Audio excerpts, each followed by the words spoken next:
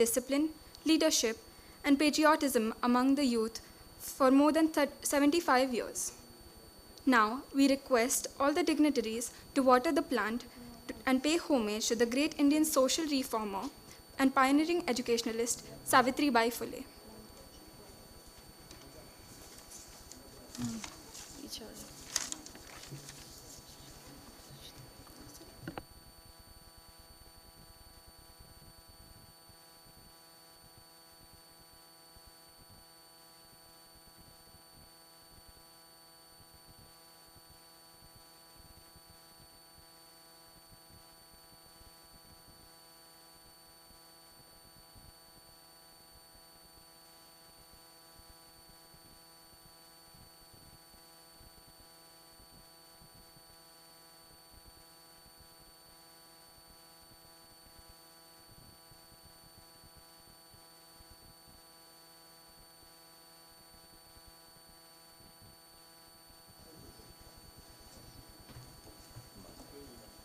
Yes, sir.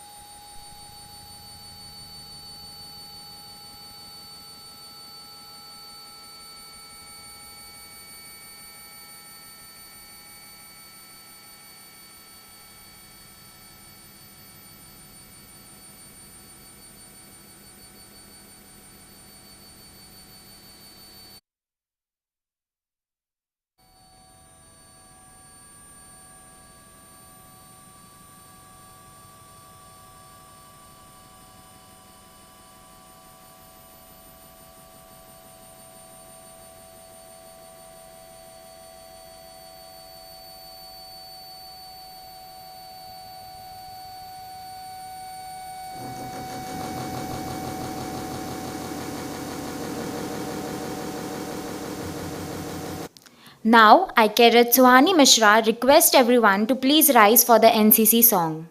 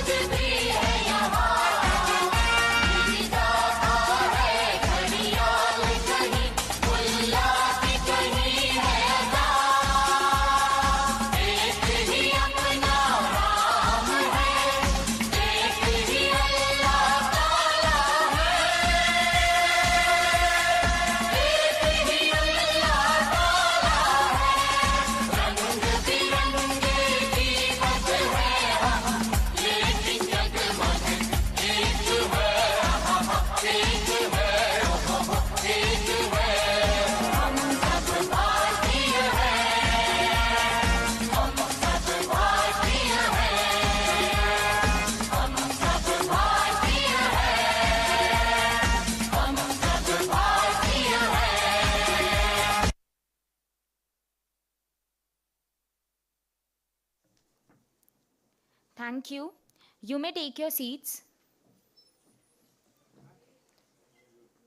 Now we request you to kindly place your beret down. Now we request ANO Lieutenant Ashish Sangle sir to present the theme for the program.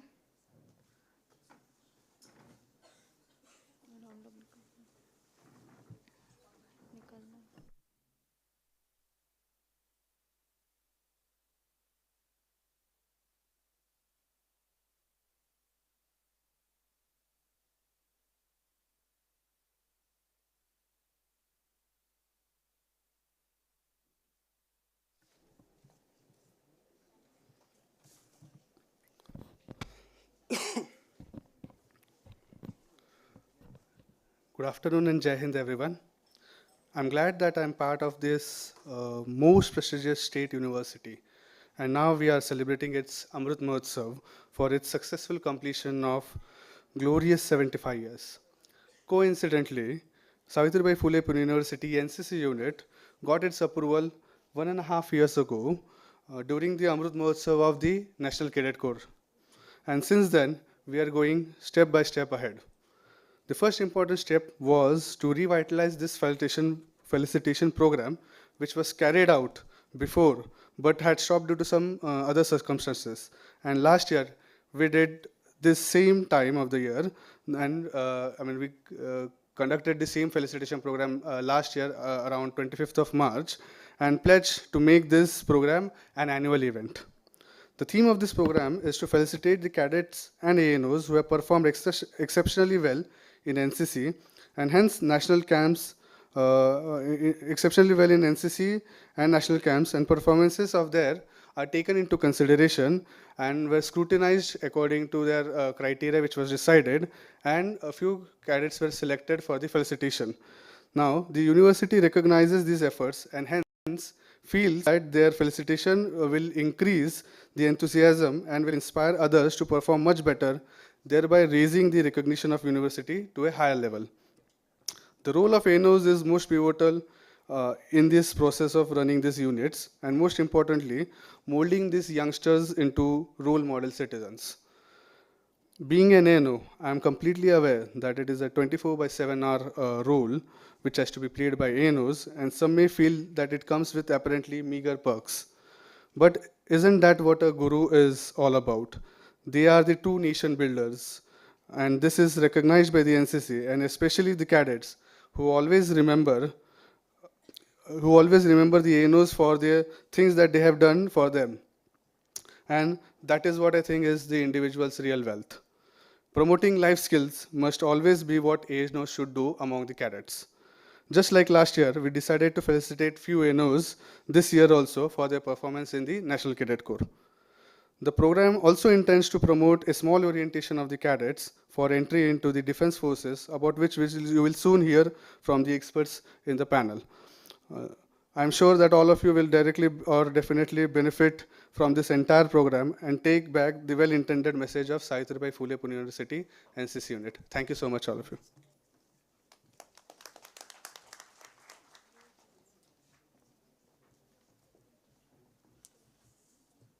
Thank you, sir.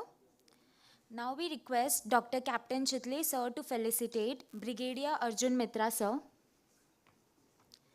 Brigadier Arjun Mitra sir is a dedicated officer whose years of service speak for itself. He is an NDA IMA pass out who has served in Indian Armed Forces in Northern Command as a Brigadier of Artillery. The officer was awarded Flag Officer Commanding in Chief's East Commendation in the year 2005 and Commander in Chief Andaman and Nicobar Command Commendation in the year 2021. He is currently the Group Commander of NCC Pune Group Headquarters. Thank you, sir.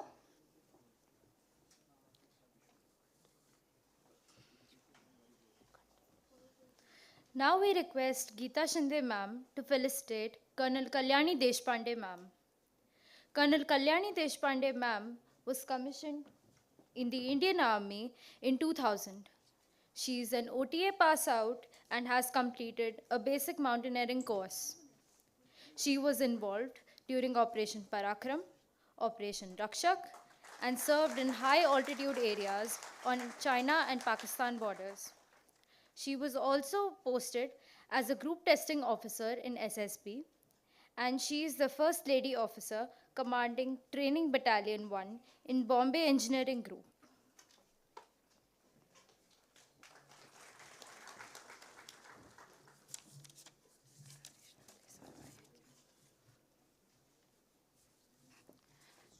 Now we request Bhagashri Mantharkar ma'am to felicitate Group Captain Abhijeet Kulkarni sir. Group Captain Abhijeet Kulkarni sir is a distinguished pilot from the Indian Air Forces who has flown over 3,500 hours on various aircrafts including Kiran, HPT-32, Mi-8, Mi-17, Chetak helicopter, and Pipstil SW-80 microlight.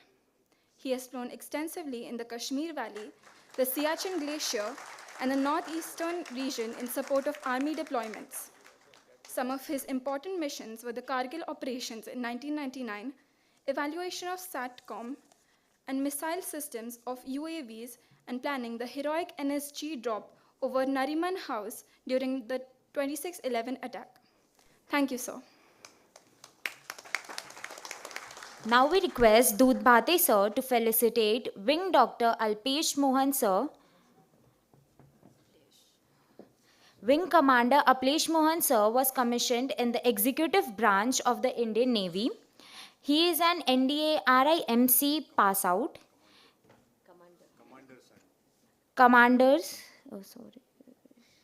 He is a specialist in navigation and direction. His previous appointments include Navigating Officer of INS Aditya, INS Shardul, INS Sagar Dhwani, and INS Sukanya. He has also been the Commanding Officer on INS Agre, INS Sudarshini, and INS Cheetah. He is presently the Commanding Officer of 3 Maharashtra Naval Unit, NCC in Pune. He was awarded FOC in commendation in 2005. Thank you, sir.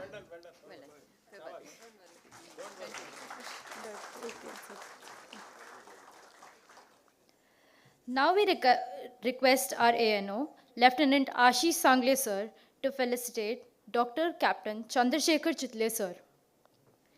Dr. Captain Chandrashekhar Chitale sir has a working experience of 48 years, including army, industry, teaching, and consultancy. He has served in the army as a commissioned officer for 5 years in the 4 Dogra Regiment, 12 years in the field industrial relations, HR, administration, and has a PhD thesis on non-salary benefits and industrial peace, a critical study, and has worked at SPPU at multiple positions like HOD, Registrar, Director, Professor, Dean, and many more. Sir is also the Chairman of NCC Steering Committee. Thank you, sir. Now we request the panelists to please stay on the stage and the dignitaries to please take their seats for the next session of panel discussion. Thank you. Sure.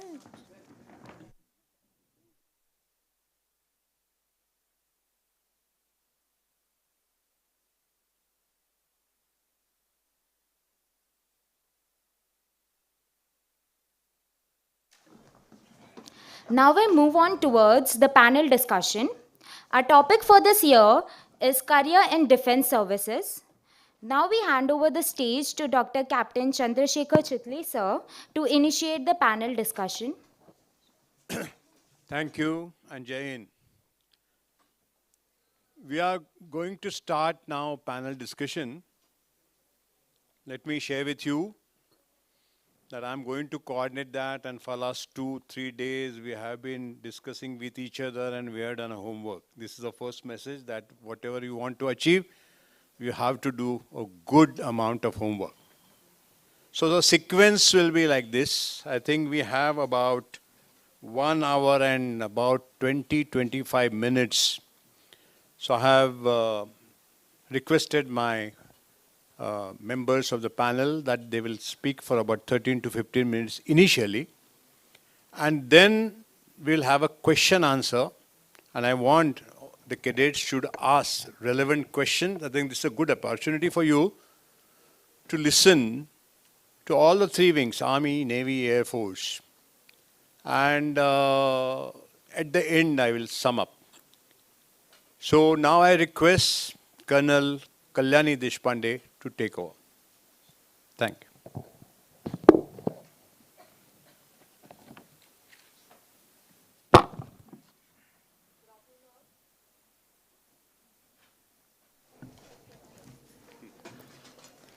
Good afternoon to all of you. Respected Brigadier Arjun Mitra, Commander Mohan, Group Captain Abhijeet Kulkarni, and Dr. Captain Chitale sir, and all the esteemed guests, and the bright and the young NCC cadets who are present here. A very good afternoon to all of you.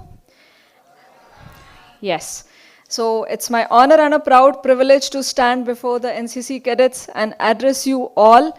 Firstly, because I was also a NCC Air Wing cadet. So few years back, I was onto this side, and today I'm onto this side. So I'm very sure all of you would be aspiring to be on this side of the stage, right? Okay. Now it's Pune. It's afternoon, 3 o'clock. Everybody's sitting with or without lunch, and in the march and a lecture. So it's a very good recipe to have a good power nap. So, but we are not allowed to. And to keep everybody busy, we will make this session interactive rather than a monologue. So just to start off with, I would first ask, how many of you are aware of the NCC special entry scheme for the SSB? Please raise your hands. Most of you. Very nice. Okay. The next question. Eligibility criteria for the NCC special entry scheme. Anybody? Yes, please. Okay. Any corrections on that? Yes. Ma'am, Alpha and Bravo is also allowed. Okay, that is the correct answer. Other criteria, that is one criteria. There should be 4 to 5 criteria. Second criteria. Anybody else? Those who have already spoken will not get a chance. Let's others get a chance. The candidate should be graduate Okay. in any designation. Yes. Next. Any other answers? Okay. Okay. And what is the, there is a slot. 18 to 25. Okay, it's 19 to 25. Okay, right. Okay, next thing. How many vacancies? We had a NCC special entry scheme, 56th course, October 2024. How many of you have applied for that? One is there. Okay. So please tell the vacancies. And please spell out your name also. Jai Hind, ma'am. I am Senior Under Officer Shruti Sachin Amrut. I have applied for NCC CSERT special entry, and for SWs it is 4 vacancies. And for men? Ma'am, 44. Okay, it's 45 vacancies. That's the correct answer. So if we play Kaun Banega Karodpati, you would get lots of crores from here. But we are not doing that, right? Yes. Terms of engagement. For how many years can you serve? Anybody for the terms of engagement, apart from her? Anybody else? Yes. 10 years. And? Apart from 10 years? Okay, and then? हाँ, आप extend कर सकते हो. It is 10 to 4 and जर PC मिळालं permanent commission, so then you get to serve for the entire term, right? That is minimum 20 years and then the age of retirement. So see, this is how we all are NCC cadets, and when I'm asking what is a NCC special entry scheme, only few of you could answer. So you have to get up and know more about this NCC special entry scheme, because जब paper ही नहीं पता है तो answer क्या देने का है? So you have to first know, I'm sure all of you are sitting here and aspiring to become the future Indian Army officers or in the other defense forces. So you have to know how you have to go about it. Right. Okay, now why do you want to join armed forces? Next question. Apart from that, How many of you want to join armed forces? Raise your hands. What about others? Others are not keen, but they have taken NCC. Okay. Those who want to join armed forces, anybody to last row, to please answer as to why you want to join armed forces.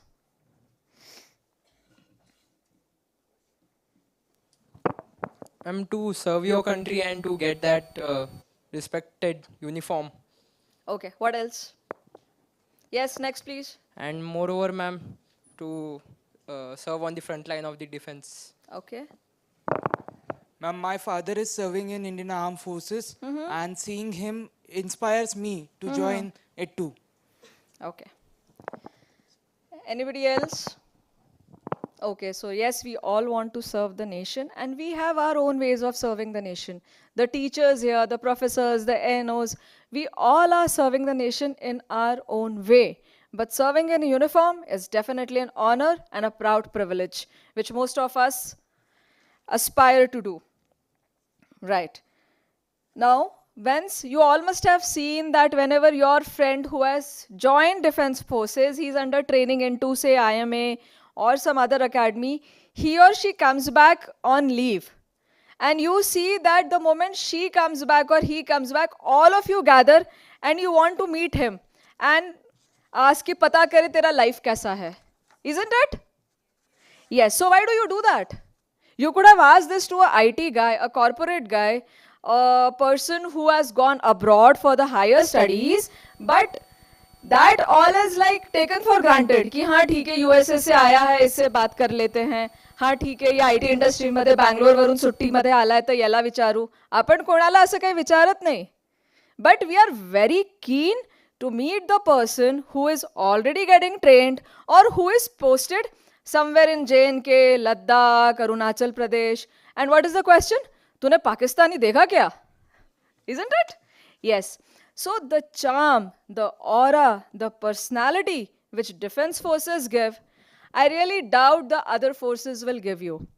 So why defense forces as a career? That is the panel discussion we are going through. So now if you can think and answer me why we should have or we should aspire to be taking defense as a career.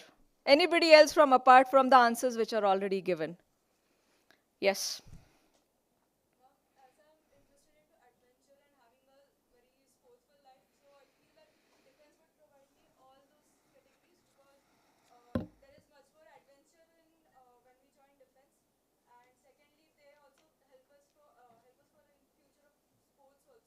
Okay. So there is a saying, please sit down. There is a saying which says that you all pay for the adventure, but adventure is routine for us. I'm sure all of you would have heard this. So yes, adventure is there, a decent lifestyle, a good lifestyle, and a good pay. Everybody looks for a pay package. There is no hidden thing in that. So what is the basic pay of a lieutenant once you get commissioned? Okay, somebody's interested, somebody knows, yes. 56,100 rupees. Absolutely correct. Sit down. That's a decent amount, isn't it? Yes. So you can, fulfill your dreams. You can fulfill your parents' dreams. So it offers you a good salary. It offers you adventure. It offers you respect in the society. It offers you a life which no other profession can offer you, believe you me. So definitely few of you have raised your hands to choose defense as a career. I'm sure by the end of this panel discussion, I would see 100% hands, which says that they want to join the defense forces. I'll just quote a small incident. My mother was admitted in Command Hospital, Bangalore. So the lady next to the bed, she was the mother of a submariner. And she was a South Indian lady who didn't know any language except for her mother tongue. She was staying away from Bangalore on an overnight journey. She and her husband used to come and get treated. She was getting treated for cancer, one of the most deadliest disease. But her son wasn't not there. So my mother used to say, तो मुलगा मातृभूमीची रक्षा करतोय कारण की त्याच्या मायचं कोणीतरी इकडे काळजी घेतंय. That is what the defense forces does. It not only looks after you, it looks after your family, your parents, your wife and children. We are a big, huge family where all of us trust each other.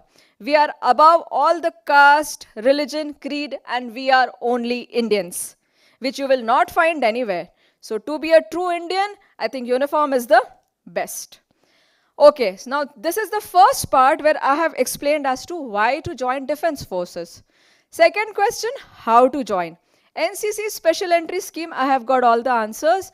I would like to know the other entries which are apart from NCC for the graduates. Anybody who has not spoken till now? This flank is quiet. Don't hesitate, you have to go to SSB further. Yes. Direct entry. हाँ कैसे जाते हैं direct entry में? Please explain. You have to graduate first in any stream. Then you have to apply for CDS and clear the exam and then give your SSB and got recommended. Any other entry, please? Those who have not spoken, yes, at the last. Please stand up.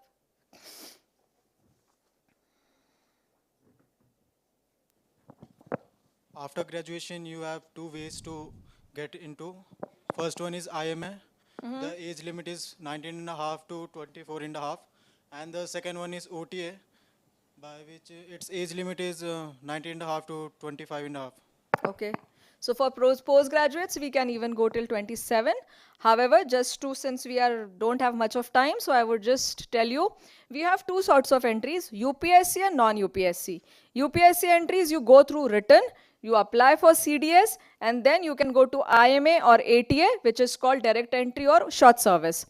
Those who are engineers and those who are lawyers, you have the other entry, which is called SS Tech or the TGC for IMA. Here you have to have your minimum cutoff percentage in your respective stream of engineering. So, okay, now which is the site which tells all this? Which is the site? Yes. It's Join Indian Army. Pura. JoinIndianArmy.com. Okay, it's joinindianarmy.gov.in. 50 में से 25 mark मिल गए, don't worry. ठीक है, 50% you are right. It's joinindianarmy.gov.in. Please register yourself. Today when I'm carrying a NCC notification, by the way, here, I will leave it here. It's a PDF file. You all can download. Go through the site. You will get lots of information. So this is how you get into army. Now, how many of you are aware of the SSB procedure? Okay, here I will not ask anybody, I'll tell. Because again, since it's a flow of thoughts and I'll keep asking, others will get distracted. I will just tell you the procedure of SSB.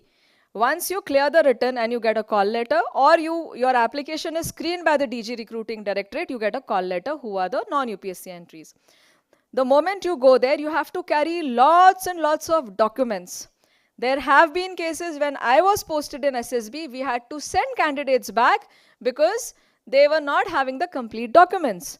So please see the checklist, carry all your documents including your date of birth, CBSE certificate, NCC certificate, what all is required.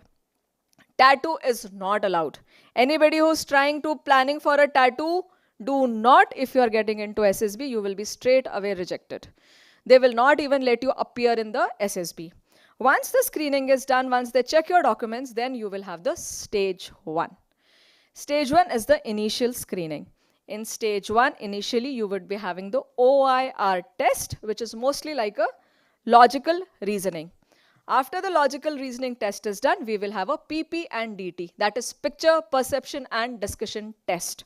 In that, you would be shown a picture, and based on that, you have to write a story and 4 minutes will be given to you. Once the story is written, you all are divided into smaller groups of 15 to 20 candidates, and then you are made to narrate your individual story and then discuss it.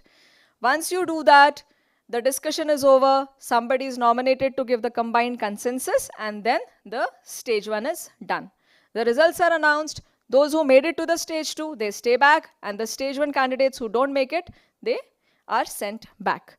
Now, to cover the entire SSB procedure in a limited time frame is not possible. However, I'll just cover the next 3 days what happens. The first day, you will have the psychological test. In psychological test, you have 4 sub-parts in that, in which you have a TAT, that is thematic perception test, word association test, the situation reaction test, and a self-description. I just understand what happens. What is required for that, I'll be covering it very shortly. Then you have the GTO test. In GTO test, you have total 9 tasks, which starts with the group discussion, group planning exercise, progressive group task, group obstacle race, then a half group task, then a lecturate, and next day you have the individual obstacles and the command task. In the meanwhile, few of you are called after the lunch for the interviews. And on the last day, there is a conference where they decide will you be screened in or will you be recommended or not. Once the recommendation is done, a merit list is made and then you get a call letter. So for NCC women candidates, the vacancy are 4. So only getting recommended will not suffice. You have to be very, very high in merit. Now how do you go further? Now lastly, I'll just cover what all is required and where do we lack. Don't take it otherwise, but when I'm asking questions, this entire flank is quiet. अगर ऐसे चुप रहोगे तो वहाँ पे कुछ नहीं होने वाला. And why are we quiet?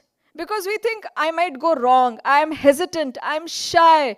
मुझे डर लगता है कि मेरा सवाल गलत है या सही है, मैं बरोबर बोलता है कि नहीं. Leave that hesitation aside. Be confident. Be confident of what you say. And how does a confidence come? It comes by knowledge. So you have to be updated with the current affairs. What is going on in the world? You are such a beautiful gathering. Get into a group of 8 or 10. Go for group discussions. Prepare your lecturate. Speak in front of each other. And see how confidence doesn't come. It will come. So few tips before I end. In a SSB, you have to lead and follow. You have to be a leader also and you have to be a good follower also. You have to take initiative. Speak first. But you have to let others also speak and encourage them. You have to speak, but at the same time, you have to listen. Apply logic. Think rationally. Don't copy anybody. Apply your mind. The way you apply in PUBG, Minecraft, कौन से video games खेलते हो, उन सब में दिमाग लगता है ना, वैसे दिमाग वहाँ लगाने का है. And solve the problems in SSB the way you would have solved in your day-to-day life. College आते वक्त स्कूटी पंक्चर हो गया, अब क्या करेंगे? Think and then apply yourself. घर गया था, घर पे माँ नहीं थी, खाने को कुछ नहीं था, भूख लग रहा था, क्या किया? Simple things. If you apply yourself there logically, I'm sure it would help you. There, you have to help others and you have to seek help from others also. Because in a place like command task, you would be the commander. You have to work yourself, but you can take help also. Don't dominate. I'm sure none of you would be, but don't get dominated also. Be firm, be polite.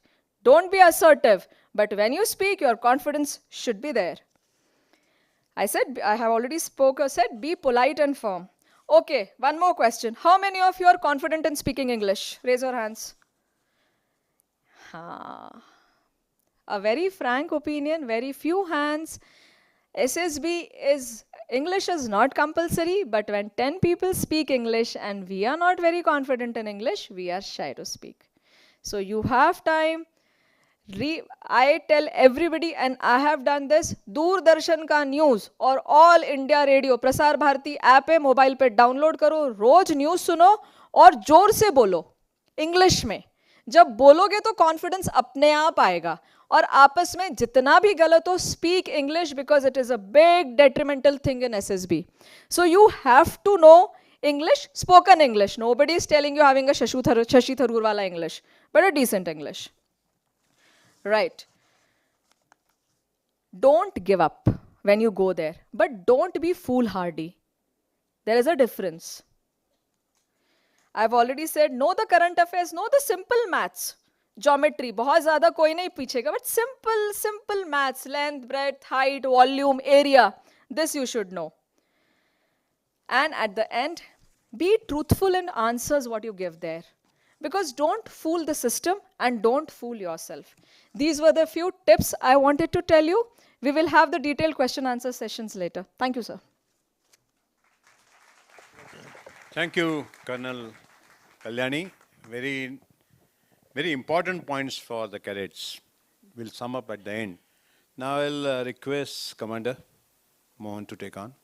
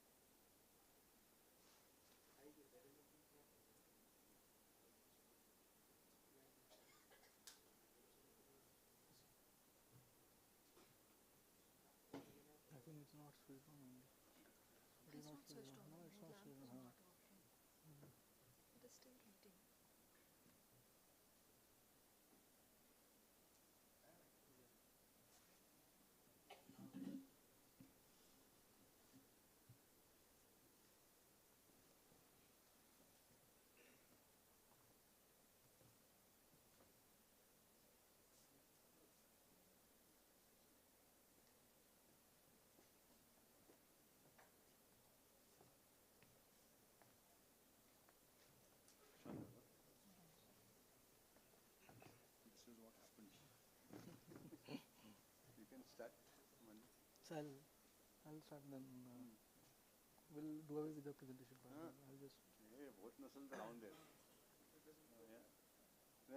Okay, if it comes in between, I'll continue. You can start. Yes. And then. If they have checked it, then it should work. If they have checked it, I think they have checked it. power connection HDMI cable tight करके देखेंगे तो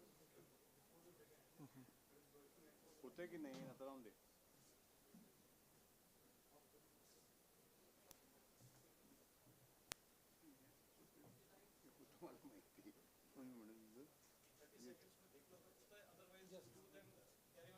Yes, sir. You can carry extempo, Ashish. Yes. That was the original plan.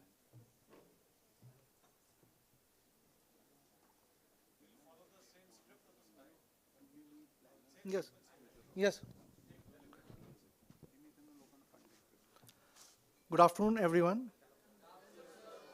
I am Commander Aplesh Mohan, and in the next approximately 15 minutes, I'll provide an overview on Navy as a career.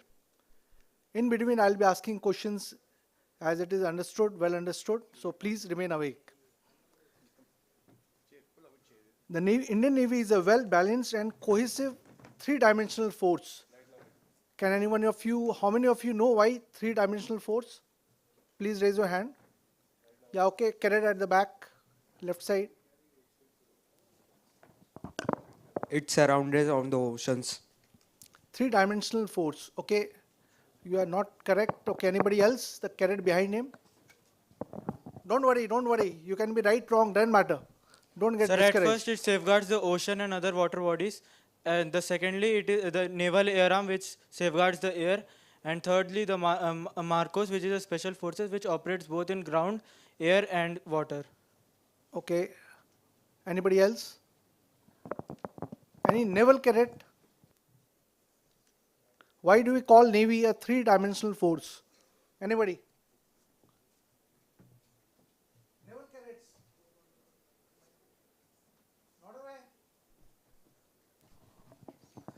Sir, I would like to add the point at his please. presentation. Yes. It also goes under the sea level and guards that area So also. what is that arm called? Submarine? I exactly don't know its name. Submarine, you know submarine? Yes. Okay. So all of you are correct because the Navy operates on, above and below the sea. Correct? So we have got different arms. We have ships which operate at sea. We have submarine which operates below the water, and we also have aviation arm in the Navy. Okay, now I come to the next part. Why do we need to join? Why do we need to join Navy? Why an individual, why the cadets here would like to join Navy? Anybody? Just basics. Why you want to join Navy? I want to bring out some points. Why I am asking you this question is I want to bring out some points which you are not aware and which probably will also, encourage you to join Navy. Why one wants to join Navy? Yeah, please raise your hand. How many are naval optees here? How many of you want to join Navy? Nobody? Doesn't matter. Okay. You may probably encourage, your fellow cadets. Okay. So, since none of you know why to join Navy, there are many things, ample opportunity, job opportunity, good pay, perk. Okay, those things are there. But I must also bring about this point that once you are serving on board the ships, aircraft and submarine, most of these submarine and ships operate in foreign waters and we enter foreign ports. So we get to visit foreign ports. I have entered, I think, if I'm not wrong, 24 or 25 ports I have gone, foreign ports, I go without, any visa or passport. So if you want that, you can, that's an additional, I'll say, plus point in the Navy, which is not there in any other forces, and you can look at, opting for the Navy. Okay, now we come to the next point. You all are aware that we can join Navy as a permanent commission officer or as a short service commission officer, that is as far as the officer's entry is concerned, and as an Agniveer also. So for officer's entry, considering that you all are at college level, so NDA and INA may not be applicable to you, but CDSC, you all are aware, CDSC entry is there, and NCC special entry is there. NCC special entry has already been covered, so I'll not go in detail on that. Besides that, CDSC I'll come slightly later. Now, before that, there's short service entry which is there for officers. So can you guess which all branches short service entries are there? Any one of you? Just guess which all branches can it be there? Yeah, please go ahead. Sir, logistics, trade, naval air arm. Okay, good. Okay, anybody else?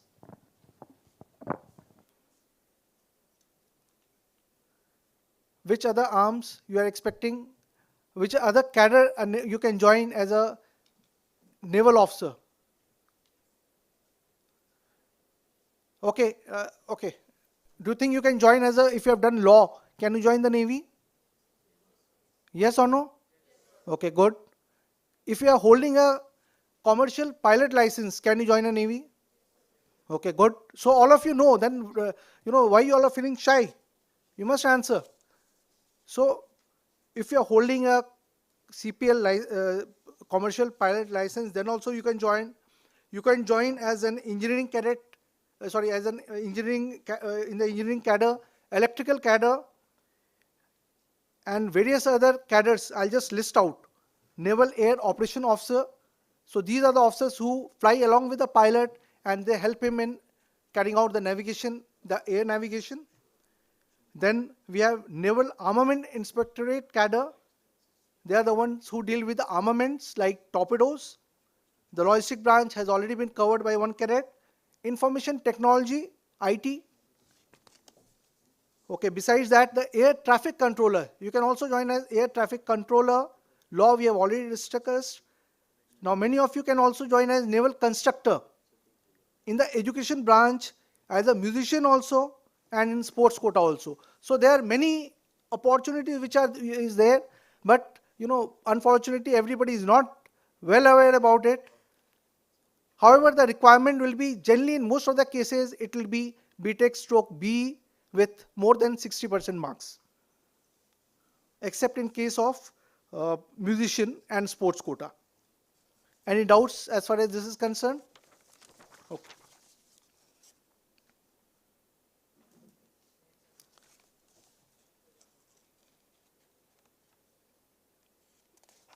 NCC part, I'll just skip it out.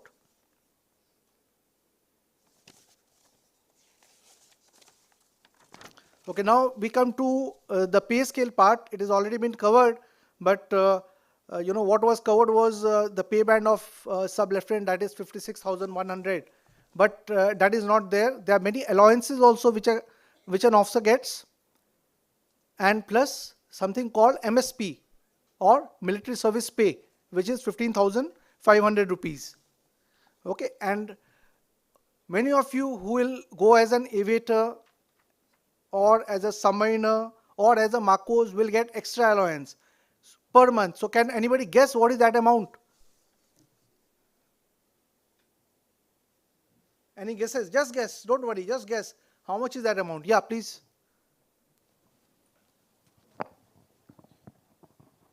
In special forces, they get allowance for a place where they are posted firstly. It's depend on the dangerous of that area. And second one, they basically get paid around 25 to 30,000 per month. Yeah. Okay, good. So they get additional allowance of 25,000. It means you will be earning that 56,100 as a sub-lieutenant, plus DA plus military service pay of 15,500 plus this additional 25,000 if you opted for aviation, submarine, and it depends which other arm you have. Besides this, they are also called diving allowances there, seagoing allowances there, technical instructional allowance, hard area allowance, uniform, etc. So it's the list is depends, which what thing you have opted for, where you are serving on that. Okay. Now we come to the insurance part. Once you join, you also get insured for some amount. So how much amount you get insured for, any guesses? I'll tell that it's 1.25 crore and all officers are insured for 1.25 crore, and there is an additional insurance of 15 lakh rupees for aviators, marcos, submariners, etc. Now, anybody who is joining will always look at, the retirement part. So once you get retirement, after your retirement, you continue with your pension, which is also a good amount. And in the unfortunate event of an officer's death, his spouse continues to receive the pension, and medical cover also continues for life. In case of short service officers, they get a gratuity amount. Now I come to the next part of Agniveers. All of you are aware about Agniveers? What is the duration of engagement of Agniveers? Okay, good. In case of the naval Agniveers, after 4 years, they have, large opportunity. It is equally for all other services as well. It is that enough quotas which are there, or what we call reservation for in government PSUs, it is there, in CAPF it is there, and other branches of government also it is there. I'll just list out some for you.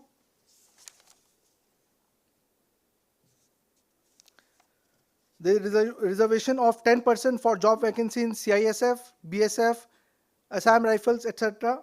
And 10% reservation will be implemented in the Coast Guard and the 16 PSUs shortly. They also get age relaxation. They have option to get loan for startups, etc. under government scheme of Mudra or Stand Up India.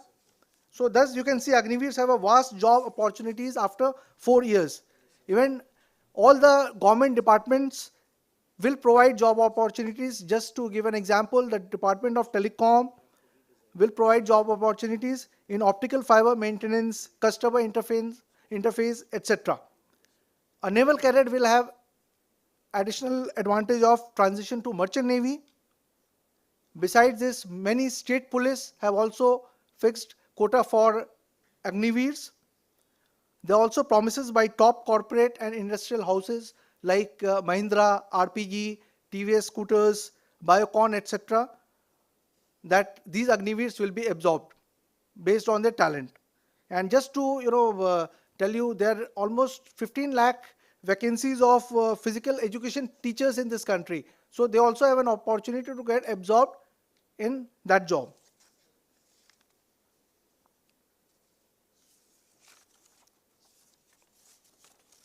Okay, now for Agniveer entry in the Navy, there are two options available. The first, anybody knows what are the two options? Yeah, say loud, speak loudly. Yeah, good, very good. So first is the SSR entry, that is senior secondary recruit, and the second option is MR or metric recruit. So SSR, they have to be 10+2 qualified with physics, maths, and either chemistry, bio, or computer science. And they'll be joining the different branches that include seamen, communication, electrical, engineering, and so on. For Agniveer MR, that is metric pass, they'll be joining as a chef, steward, etc. Now for them, there are different exams. For in case of MR, they have to go. They have 3 stages of exam. And in case of the balance, MR musician, they have 4 different stages of exam. The first case where SSR and MR are concerned, the first stage is a computer-based online exam. That is for filtering the cadets. And thereafter, stage 2 is there, which includes written exam, physical fitness, and recruitment medical. And all those who clear this will have a final recruitment medical. And same way it is also for MR entry. But their qualifications are different. And they are expected to know their level is of 10 plus.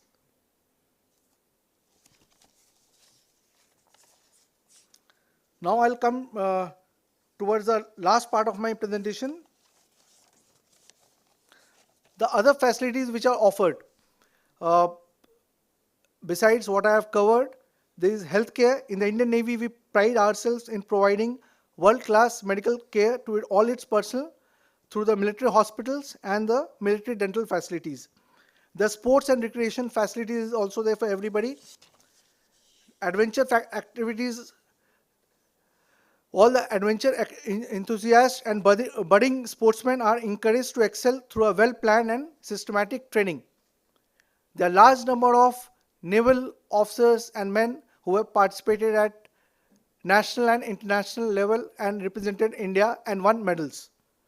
Besides that, there is also ration which is provided while in service to all the officers and sailors. With this, I have finished. Some part I couldn't show you because unfortunately the presentation I couldn't show it. But I am leaving the presentation here. A lot of data is there. It's collaborated data which is applicable right now. So go through it, take a copy of that, and that gives you different requirements, cadre-wise. What is the age requirement? What is the qualification requirement? And you also circulate it to your friends. With this, I have finished. Thank you. Thank you, Commander Mohan. I request Group Captain Abhijeet sir.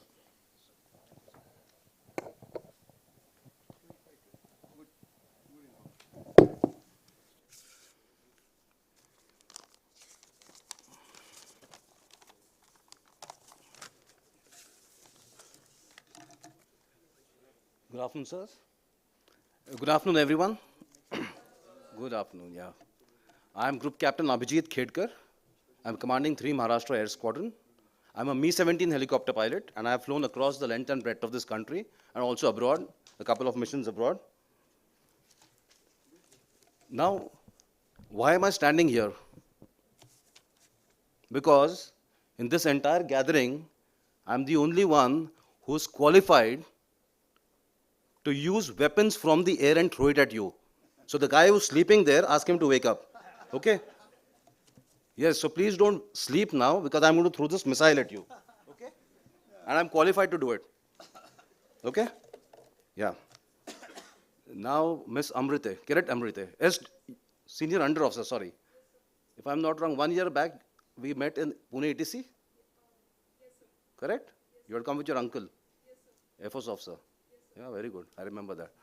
Good. I like your preparation because I saw your hand up all the time. That's very nice. Okay? I think everybody should take a clue from this that without any doubt of self-confidence, without any self-doubt, best is to speak up. At the most, what will happen? This is the place right now today that if you have doubts, you will have them clarified because there are people here who can answer those doubts. Okay? So please do that. Thank you. Sit down. Let's appreciate her. Let's clap. Yes, yes. Okay, why again am I here? Anybody else? Can you guess why am I here? Other than throwing the missile at you. Yeah, tell me.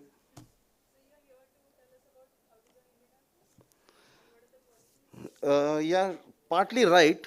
It is not. I'm not here to actually tell you how to join the Indian Air Force because I'm sure all of you have been going through the Join the Indian Air Force and a lot of other sites and Google, etc. Okay, so you all that is why once you're in NCC, I'm sure the basic homework you've done. I'm here to tell you basically 2 things. One, that the Indian Air Force is a better option. Okay, sorry sir. Okay. In fact, the presentation is not working. How many of you have seen the movie Fighter? Impressed with Hrithik Roshan and Deepika Padukone? I'm sure. Not? Maverick is better. Okay, in my presentation I had Maverick also.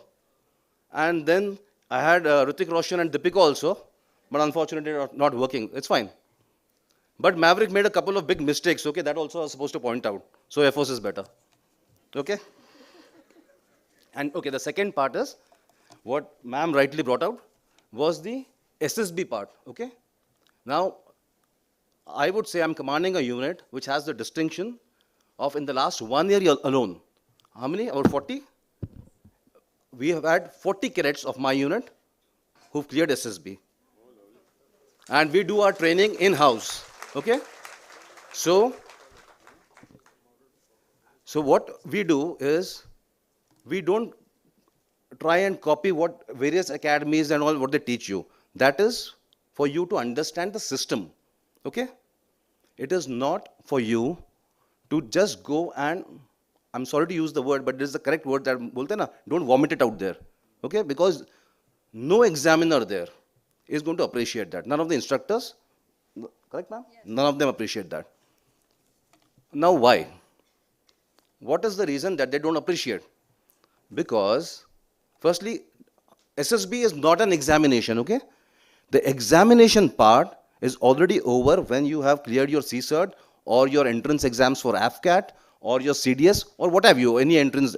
The examination part is over there. SSB is not an examination. I repeat, it is not an examination.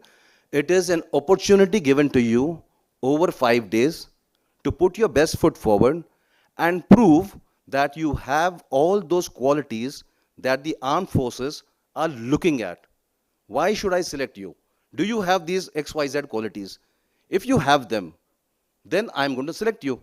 It is not necessary that in this batch, I'm going to select only 2. No, I may select 20 people in the same batch. There are examples where a lot of people have got selected because the right candidates were there. Now, some of you, has anybody appeared for SSB before? Okay. Just tell me, I may be wrong, tell me, when you came back from the SSB, did you get a feeling that I did very well, my answers were right, my interview went good, 10 people called me to help out, I helped out people, and there's no reason why they should have rejected me. Did you get a feeling like that? Yes or no? No, tell me frankly. Yes, because that is a feeling you will normally get. Because you are ignorant right now about what they were looking at. You thought you've done a fantastic job. You gave good answers. But that is not what it was. Reason being, there are, unfortunately, does somebody know that motto of SSB? It's a Sanskrit word. It was there in my presentation. Vacha karmana. Mansa vacha karmana. Correct? Mansa vacha karmana. Now what does that mean? You know it? Mansa is mind. So that is what the psychologist is checking you for. Vacha is what you speak. Okay? There is an interviewing officer. And karmana is the task. That is correct. That is how. So these are the 3 pillars on which the SSB is checking you out. Correct? Now what is required? On the last day, that is that conference is there. Okay. What happens there? If there is no consistency between what you express to the psychologist, if there is no consistency between that and what you showed in your group task, if there is no consistency between that and what you spoke in your interview, okay, that means you are not what you actually are. You are trying to impress 3 different people through different means. The actual qualities in you will come out like what ma'am had rightly pointed out, was your day-to-day life. Every day, when you come to your, let's say, college, you're coming by, let's say, bus. Look outside the window, you'll find a beggar standing there. You'll find a naked electric wire. You'll find a street dog next to a small child. Now, in all your picture perception tests, aren't these the kind of pictures that are shown? Exactly. It is very difficult on that day to actually write 5 sentences on that story. Very difficult. But whereas every day when you're coming in day-to-day life, when you see all these, you're preparing your mind to get those 5 quick lines quickly. Okay, that is all. Put a bit of modern technology. Today, if I ask you, why do you want to join the army? Let's say, because you're army cadet? Tell me, why do you want to join the army? But stop there only. Second. Anybody else?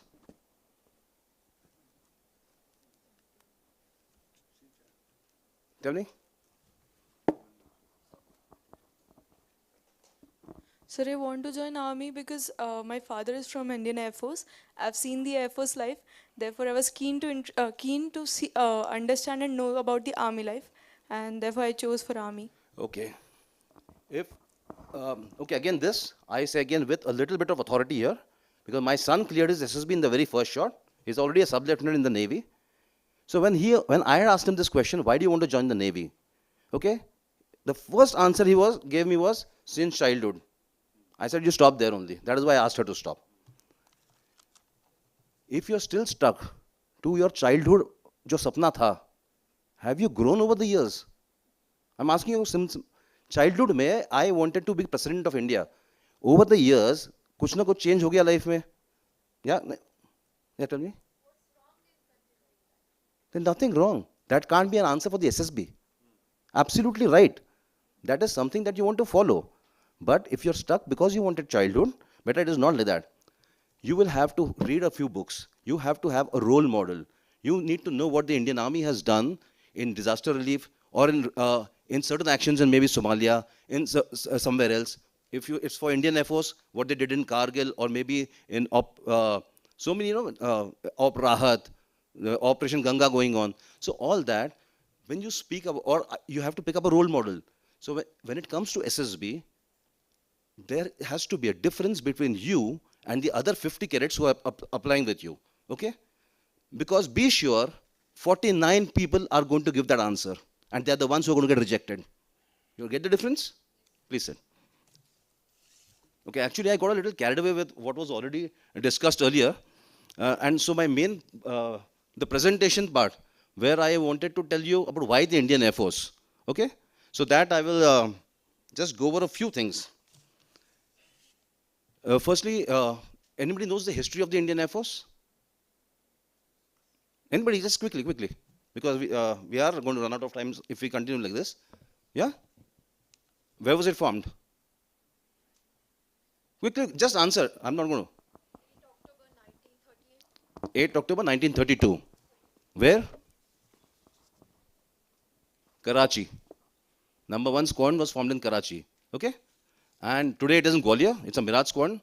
It started with just 4 Wapiti, Westland Wapiti aircraft. Just 4. Today's Indian Air Force has moved far beyond that. So with 4 Wapiti, 9 technicians to maintain those, and 5 pilots who were trained in UK. So that was the Indian Air Force starting. Today Indian Air Force is a strength of more than 1.8 lakh personnel, over 3,000 different aircraft, and some of the most modern aircraft in the world. Okay, be it the Sukhois are there, the Rafale is there, we have the Apaches, we have the C-130s, the Globemaster. So with that, your reach is quite a bit. Okay. Now, again, when I say, why should you have Indian Air Force as a career option? Tell me. Quality of life, we've already discussed some time back, because that is the same. Be it the Army, be it the Navy, or be it the Air Force. The perks, the privileges, the pay is the same. And by the way, thank you, last row. I never knew my son's pay so much, okay? I'll start taking from him now. Okay, so the perks and privileges across the 3 services are the same. But why the Indian Air Force? Is because the flexibility and the range that the Air Force offers in actual operations. By that I mean the deep strike capability, which, let's say, a Jaguar or a Su-30 offer, the air-to-air refueling, which takes your endurance to even over 10 hours of flying, the flexibility with which a squadron is deployed in Rajasthan in the morning, the same squadron gets deployed, let's say, in J&K by evening for another mission there. Okay? So it gives you a lot of flexibility. That is why it is an arm which is slightly different. The speed at which you move, is far different from the speed at which the Army or the Navy move. So this is a pertinent point. Okay, now when we speak of these modern equipment that are inducted across this, I will speak on behalf of the Army, Navy, and the Air Force.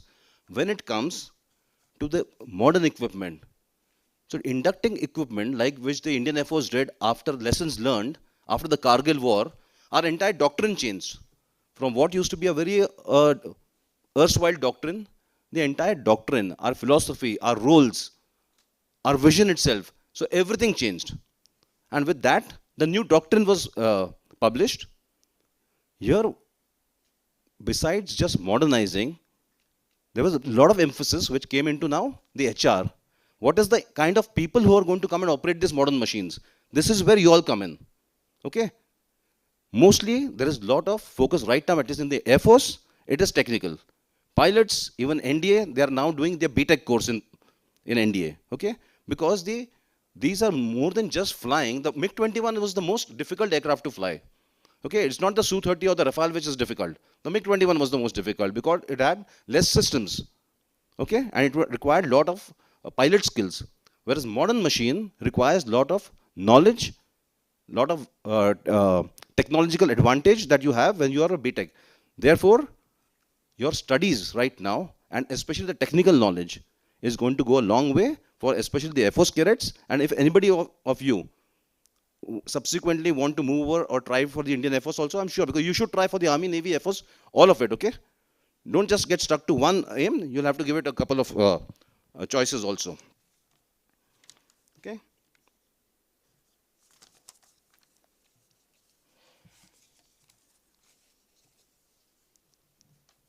Now,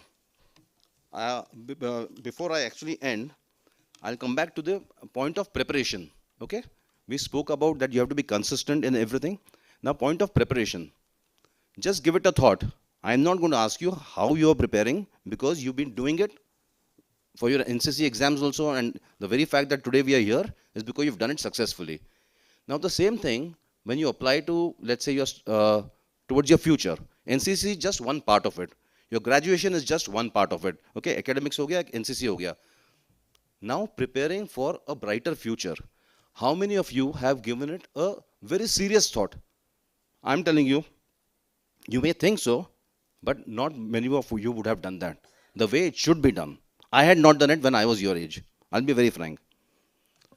To give an example, if you are going on a simple holiday, okay, just a 1 week holiday, let's say, Mahabaleshwar, Dubai, koi bhi ho, the amount of preparations that you do, 6 to 7 months, maybe at times a year advance, we buy the tickets. Why? Because you want to buy the cheapest tickets, the best airline, the best hotel at the best rate.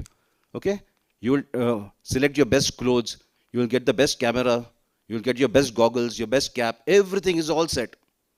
Just for something which is, a 1 week enjoyment. The amount of preparations that all of us do is to that level. Now you tell me, in light of this, how much you prepare for a 1 week vacation against your entire career ahead. Now you just compare it and tell me, are you really prepared? Yeah, I expected this. Now there is something called a desired end state. Okay? I'm going to, with this I'll wrap up for the time being. There's something called desired end state. When you plan something in life, anything, it could be, it's a desired end state. End. So in desired end state, what happens? I'll give you one example and then I'll slightly emphasize on that. In desired end state, I had a cadet who, from childhood dream, preparations, everything towards joining the Air Force, wants to be a fighter pilot. Now this girl has cleared everything and then she comes back to me. After having cleared her SSB, she comes back crying, "Sir, medical is not clear." Okay? Now, if you wanted to be a pilot, the procedure is simple. The last was your merit list. You have to be in the merit list. Prior to that was your medicals. Prior to that was your SSB. Prior to that, now you come backwards. And starting point was that you wanted to be a pilot. It starts there. So what was the desired end state? To become the pilot. Now one step back. You have to go by the reverse step now. Reverse step was medicals. Had this girl first checked what is the medical standard required to join the Air Force, this problem will never have arisen. Correct? Because the desired end state, you go backwards. When you do any task, if your task tomorrow is to reach office on time, one step before that is you have to catch your bus on time. One step before that is breakfast on time. One step before that, get up on time, and so sleep on time. If the first, that will bring you to the starting step. For any activity, the first step, there are 10 steps in front of you. If you know I have to reach that corner, I know I will take that as the first step. If I take this as the first step, is there any way I can reach there? So remember, for whatever you do, follow this thing of desired end state. Okay, with that, I will leave you for the time being. Then later we'll continue with the discussion. And thank you, all the best, Jai Hind. Congratulations on the 75 years. Okay, to all of you. Thank you. Thank you, Group Captain Abhijeet. Sir, your turn now.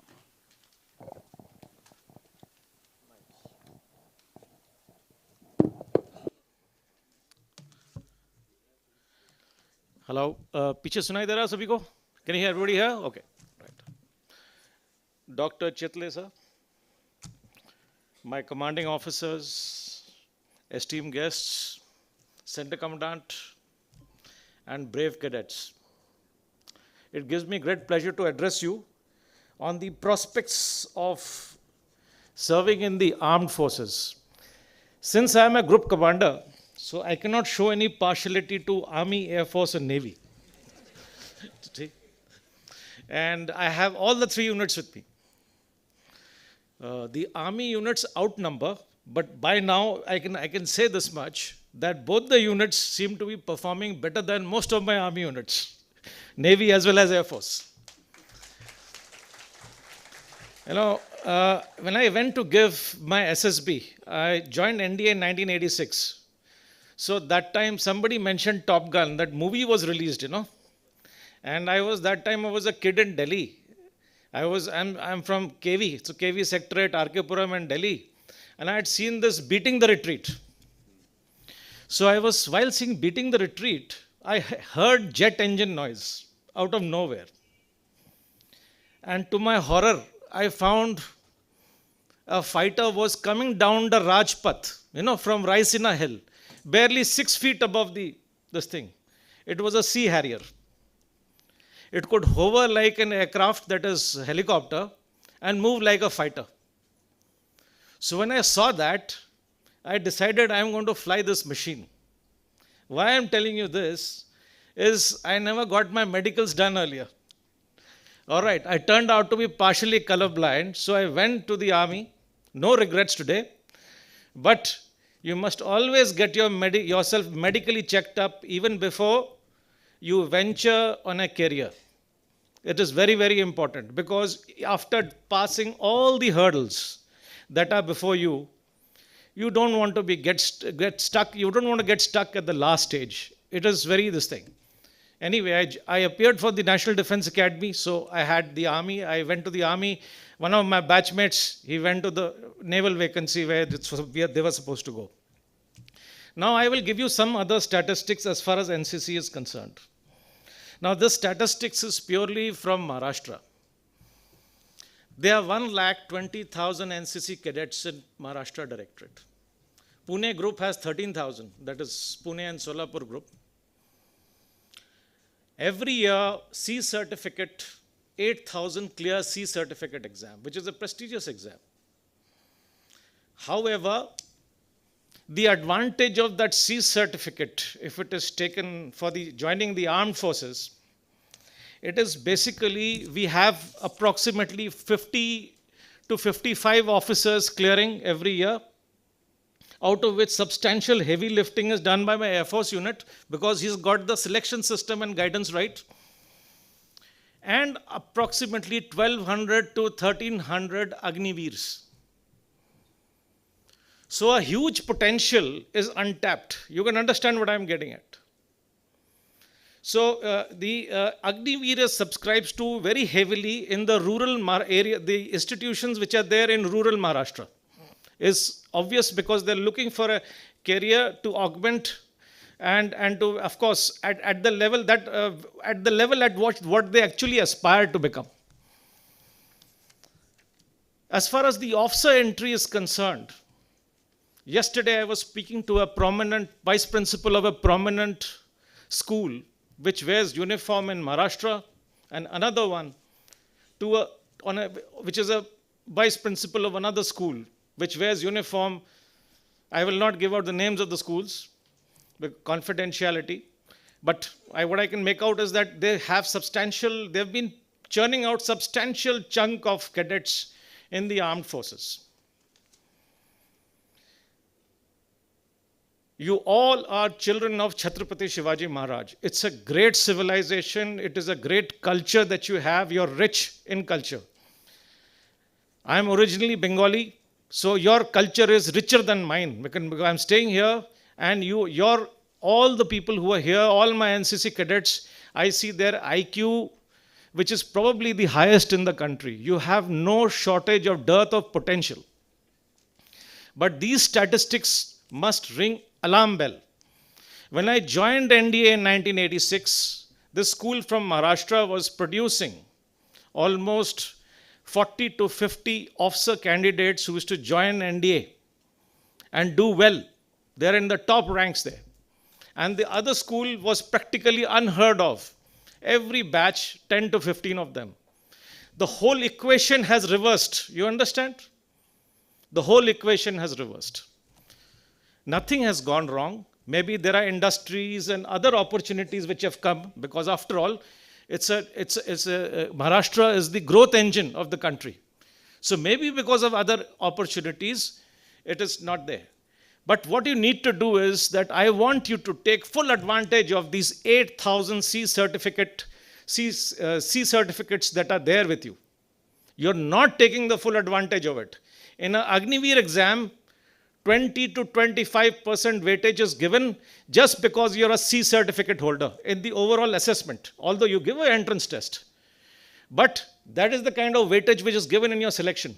And in the officer candidate, imagine both for the CDS, because they don't tick mark that portion which is called your NCC C certificate entry, you have separate quotas on either side. The CDS portion is going unsubscribed. So these are the things which I want to leave you with. So bulk of the cadets who are my NCC cadets, these are the best NCC cadets in the country, because Maharashtra got the banner third time from the Prime Minister. It is no ordinary feat. It's no ordinary feat. The 122 children who took part for the PM's banner are the top 122 children amongst 17 lakh cadets. So you are the best state. There is no doubt about it. I just want you to realize your full potential. Now, certain things about, since not all of you are going into military profession, so I wanted to showcase to you, look ahead and dream what is going to be the future as far as military and civil professions are concerned. Okay, not all military, but military and civil, this thing is concerned. So I'll give you certain geopolitical reality in next 20 years.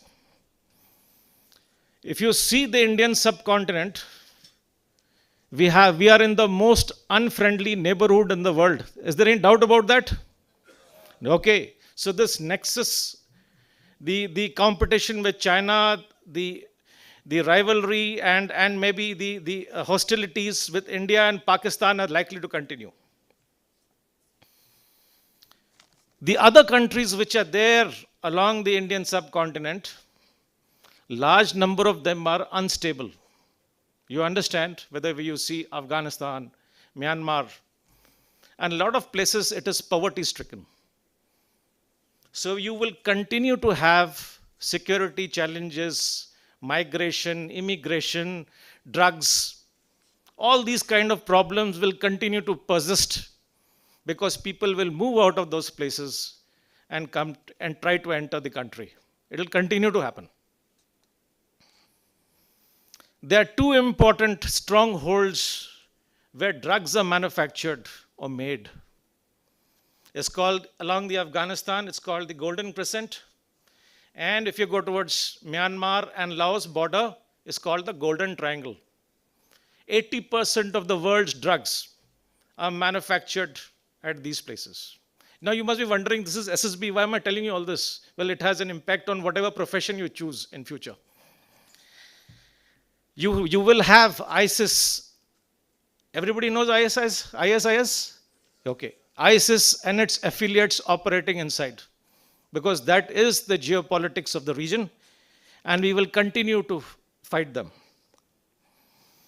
India is 85% dependent on its hydrocarbon needs for import.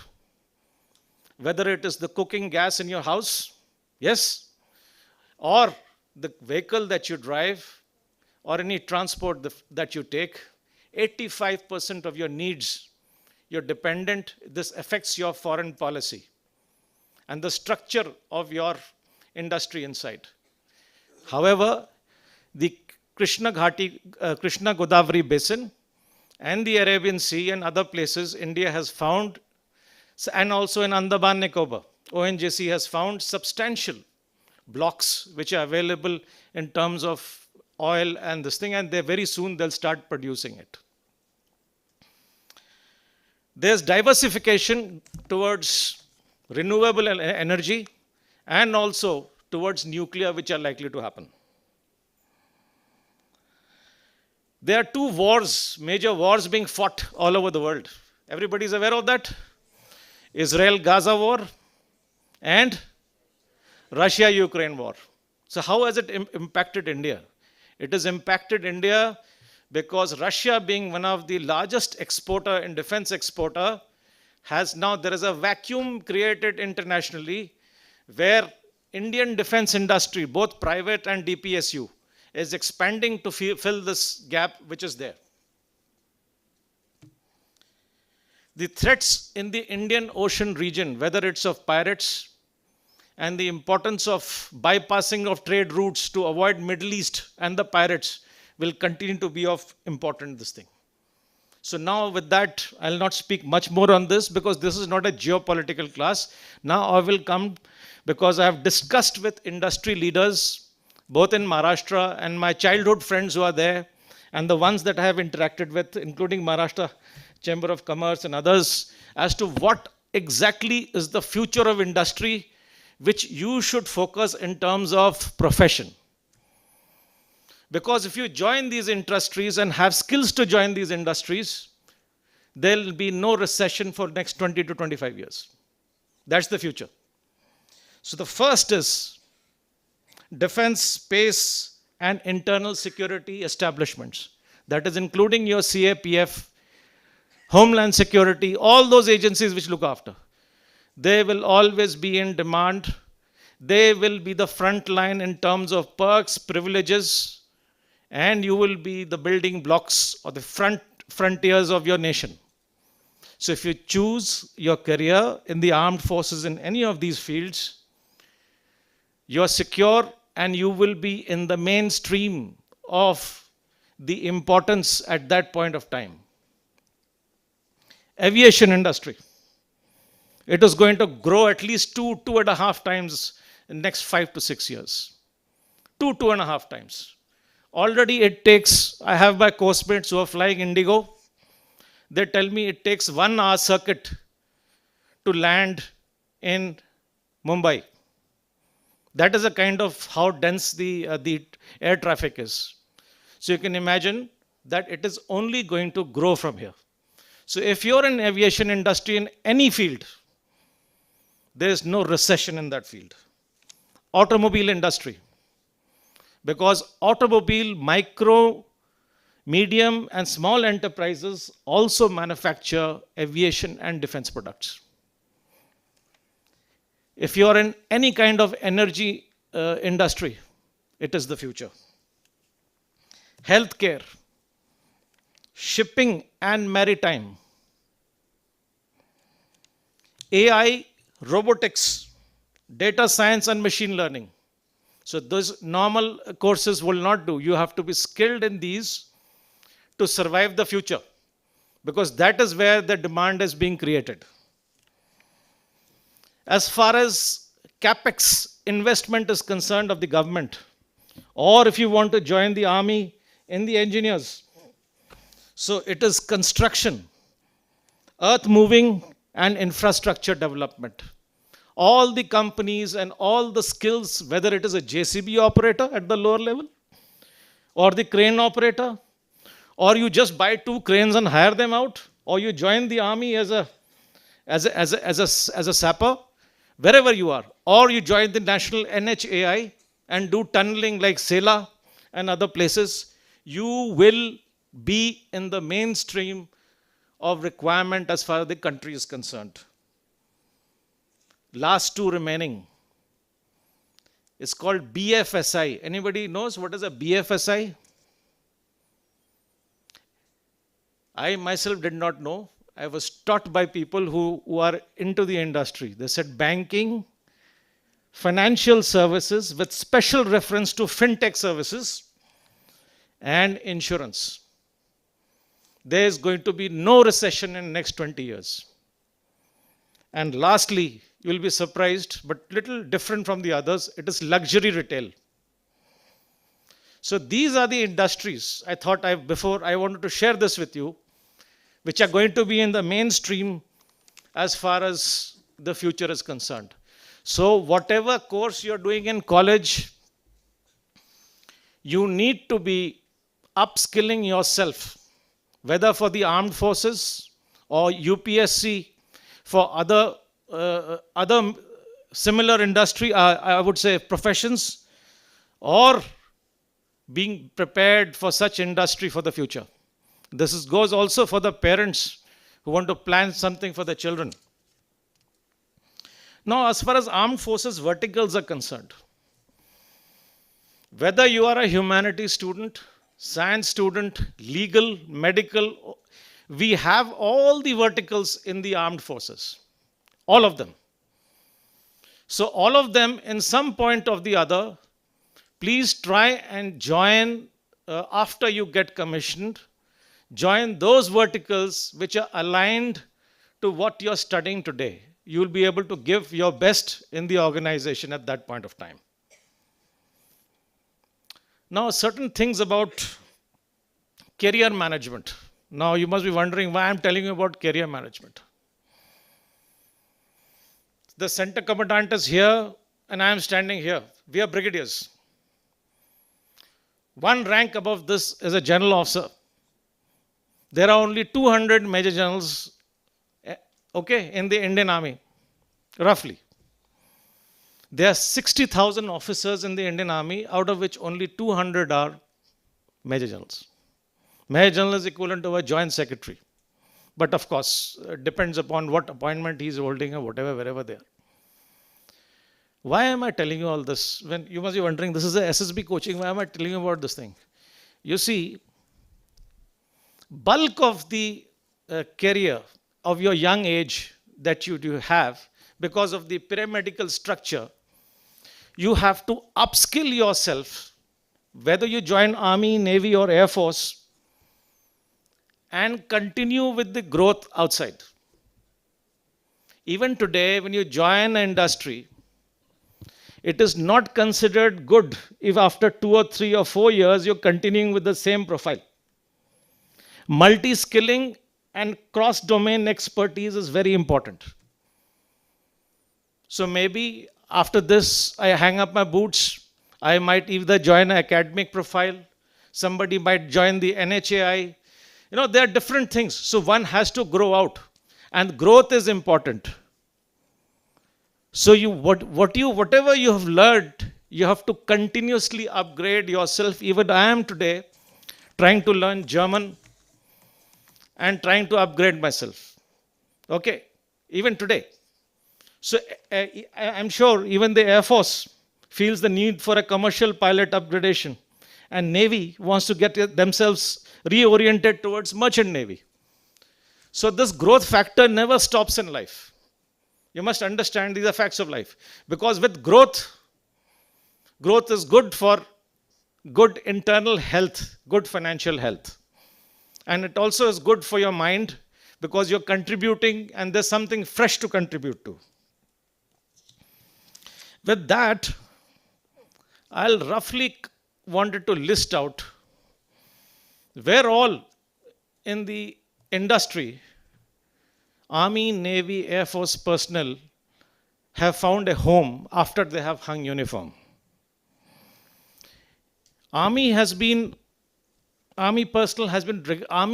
regularly shedding personnel to DRDOs as design teams, the defense public sector undertakings, and there's a defense vertical in probably all the automobile industries, whether it's Mahindra Defense, Tata Power, they're there all over.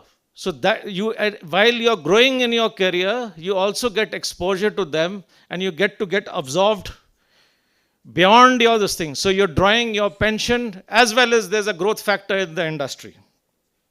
As far as the Air Force is concerned, well, the Hindustan Aeronautics Limited, the entire gambit of commercial aviation absorbs the Air Force manpower in toto, right from managing of airports like the GMR and all that, to the actually aviation maintenance and servicing, and to the flying crew, everything.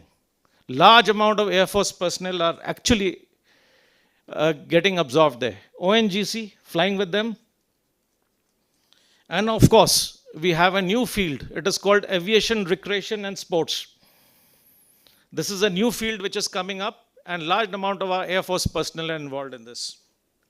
As far as Navy is concerned, similarly, it is the Merchant Navy, the dockyards, the port trusts, and also commercial diving and recreation. So all of them, if you see, it's not only a profession, but it's also a way of life. It is allowing you to go back and contribute to the society and nation building. With that as a background, I wish you all the best for your future. Thank you.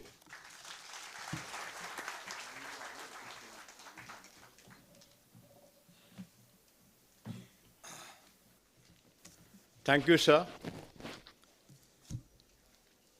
As a coordinator of this panel discussion, we have taken a decision that we will not have a question answer. Next 5 to 7 minutes, or 10 minutes, I will sum up and hand over for a valedictory address.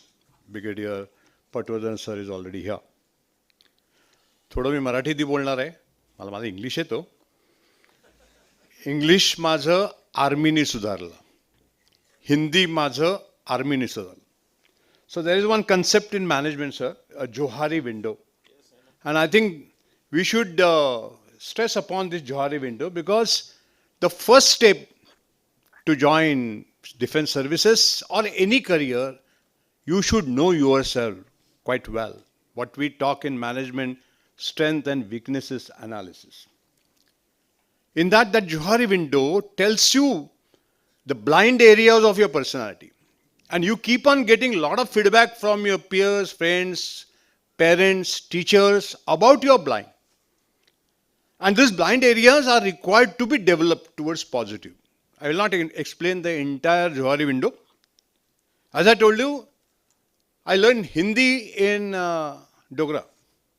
Because my first lecture to my course mate, 3 of them sitting there in front of me, and being a Maharashtrian, all they are North Indians, and I started my Marathi Hindi. Within 2 minutes, the instructor, Subedar, he stopped me. चितले साहब, आपकी हिंदी बहुत ही खराब है. First negative. ऐसे हिंदी से army में काम नहीं चलेगा. शाम को बाजार में we were at Faizabad. Hindi की किताब लेके आओ, रटना शुरू करो. There is one word which I learned in army, ragada. There's no alternative to that. If you really want to join forces, you should take ragada for yourself. Same goes with English. General Surjit Singh Sangra was my CO. And as a second lieutenant, I was asked, we were at Tamalpur, so I was asked, junior most, write the minutes of the meeting. Jindagi mein kabhi minutes suna nahi tha. Meeting ka bhi minutes hota hai. So I wrote in my English, went to boss cabin. He took minutes in his hand, looked at me, again minutes, looked at me, and then he asked one question. You are a graduate, no? I said, yes, sir.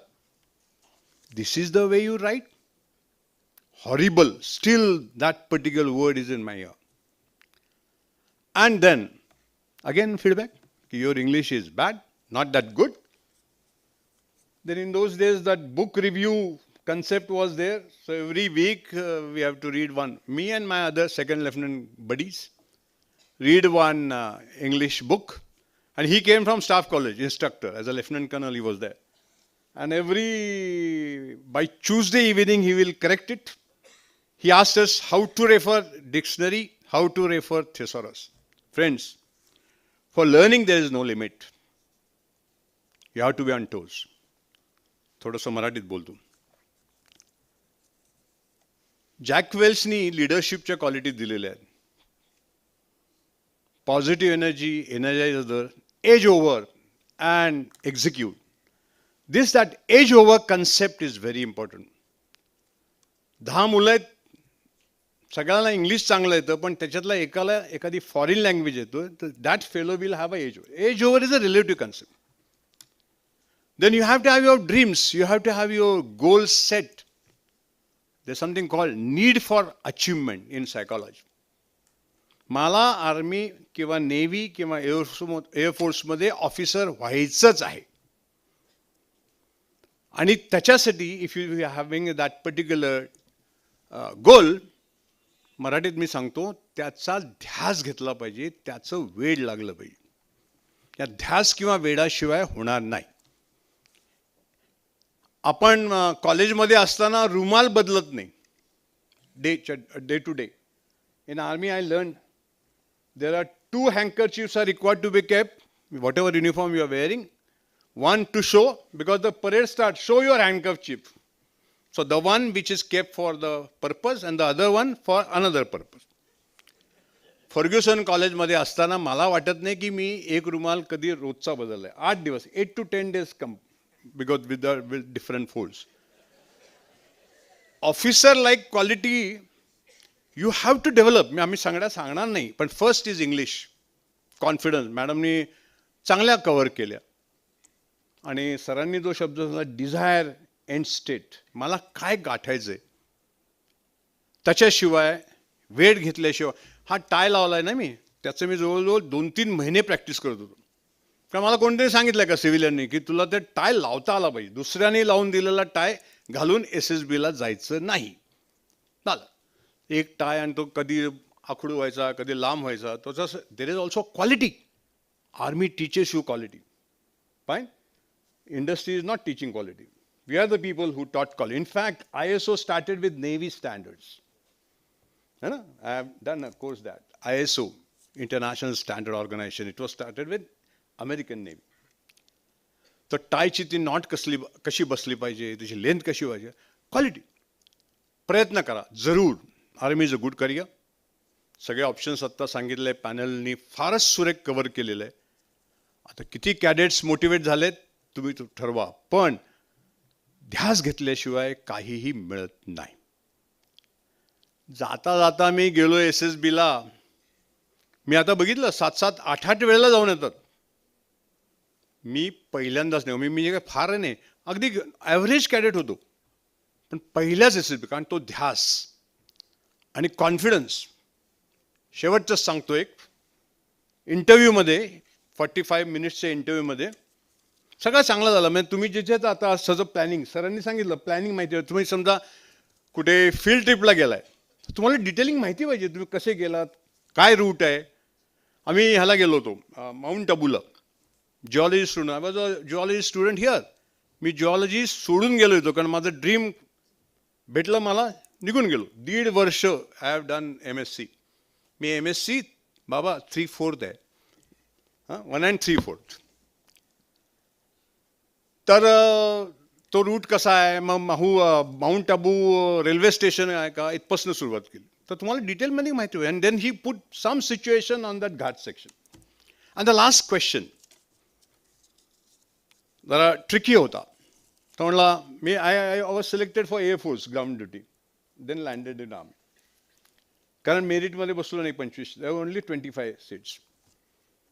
तर त्याने अशी situation टाकली की तू एक air force officer आहे आणि एक दुसऱ्या धर्मातली मुलगी तुझ्यावर प्रेम करते.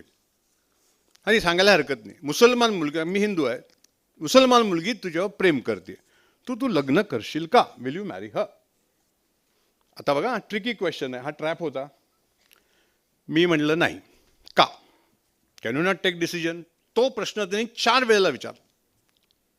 मी म्हणलं माझी घरी आई आहे, भाऊ आहे, त्यांना विचारल्याशिवाय मी मग काय, can you not take independent decisions वगैरे वगैरे. आणि शेवटचा प्रश्न ट्रॅप होतो. पण असं होत नाही. पण समज ती एका सिनियर एअरफोर्स ऑफिसरची मुलगी आहे, and if you marry her, your promotion chances will be better. आता हा ट्रॅप होता. मी जर तिथे हो म्हटलं असतं तर I wouldn't have join army. मी म्हटलं no sir, sorry, I will not join. He said good. आणि तिथे माझा इंटरव्ह्यू संपला आणि मला लक्षात आलं की आपलं सिलेक्शन झालेलं आहे. कॉन्फिडन्स पाहिजे, तुम्ही काय बोलता, लॉजिक आहे. हां, समजा मला एकाने असं विचारलं, समजा तुम्ही ह्या प्रश्नाला उत्तर दिलं असतं होय, मग तू हॅव टू प्लीड दॅट, होय होय होय, मग नाही म्हणू नका. चांगली प्रिपरेशन करा. इथे सगळे एक्सपर्ट्स आहेत. I am very happy to hear that air force wing, air force NCC is doing quite well. You are all NCC cadets. 7 आणि 8 वेळा जाऊन SSB टप्पा खाऊन यायचं नाही, पहिल्याच झटक्यात निघालं पाहिजे. एवढा कॉन्फिडन्स पाहिजे. पुण्यात अनेक लोक आहेत. तुम्हाला इनफॅक्ट जाता सांगतो, आपल्या पुणे विद्यापीठामध्ये सुद्धा SSBचं ट्रेनिंग आपण सुरू केलेलं आहे, पण अजून त्याला अशी गती मिळालेली नाही. आपण ऑब्स्टेकल्स केलेली आहेत, जी GTO टास्कला असतात. आपले कॉम्पिटेटिव्ह एक्झाम सेंटर जे आहे, जिथे UPSC MPSCची तयारी होती, तिथे आपण सुरू केलेलं आहे. पुढच्या वर्षी त्याला आणखीन आपण बळकटी देऊ. त्याचा फायदा घ्या. छोटा ग्रुप करा, ज्याला आम्ही मॅनेजमेंटमध्ये स्मॉल ग्रुप ॲक्टिव्हिटी म्हणतो. आणि small groups are nothing but laboratory for learning, laboratory for development. एका स्वतःला ओळखून घ्या, दुसऱ्याला ओळखा, दुसऱ्याला थोडा फीडबॅक देऊन त्यालाही डेव्हलप करा. I think you can achieve your goal. Sir, I thank all my panel members for very good discussion and good points. I'm sure the cadets will definitely be benefited out of this. Thank you very much, sir.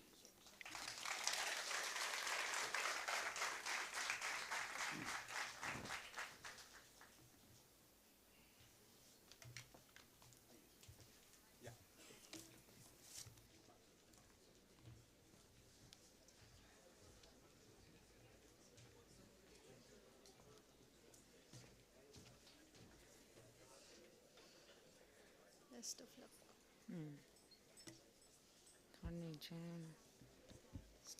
We extend our sincere gratitude for your invaluable contribution as panelists during the event. Now we request the panelists to take the front seats.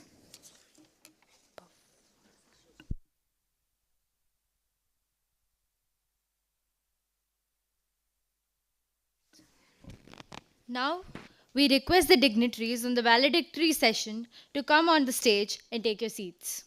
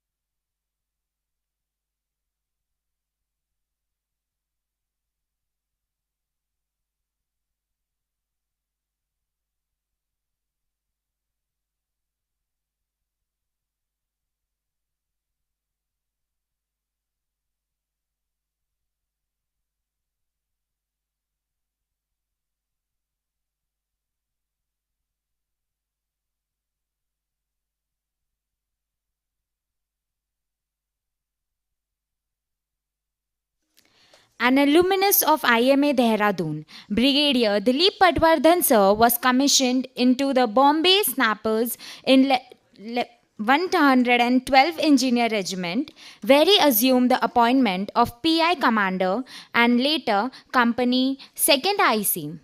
After initial service with 112 Engineer Regiment, he served as Team Commander at 51 Special Action Group. National Security Guard Manesar from April 1996 to May 1999. Following completion of the staff course at DSSC Wellington, he became GSO-1 Operation at Headquarter 19 Infantry Division in Baramulla.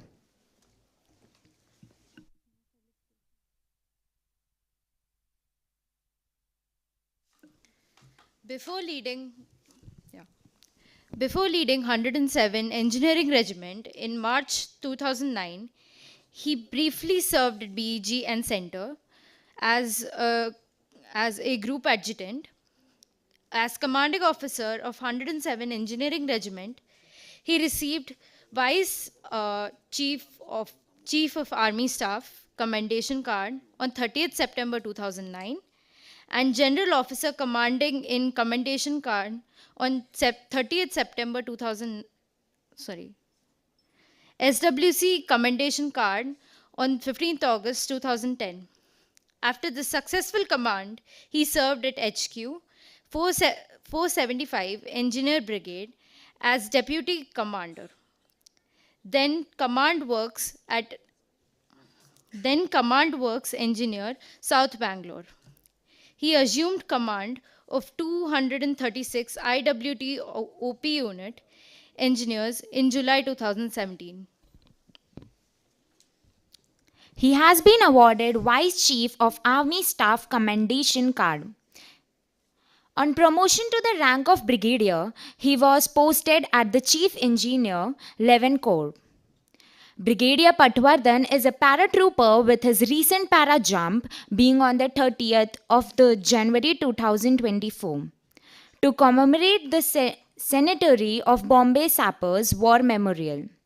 He has served for 3.5 years with the 51 Special Action Group of NSG, popularly known as the Black Cat Commandos.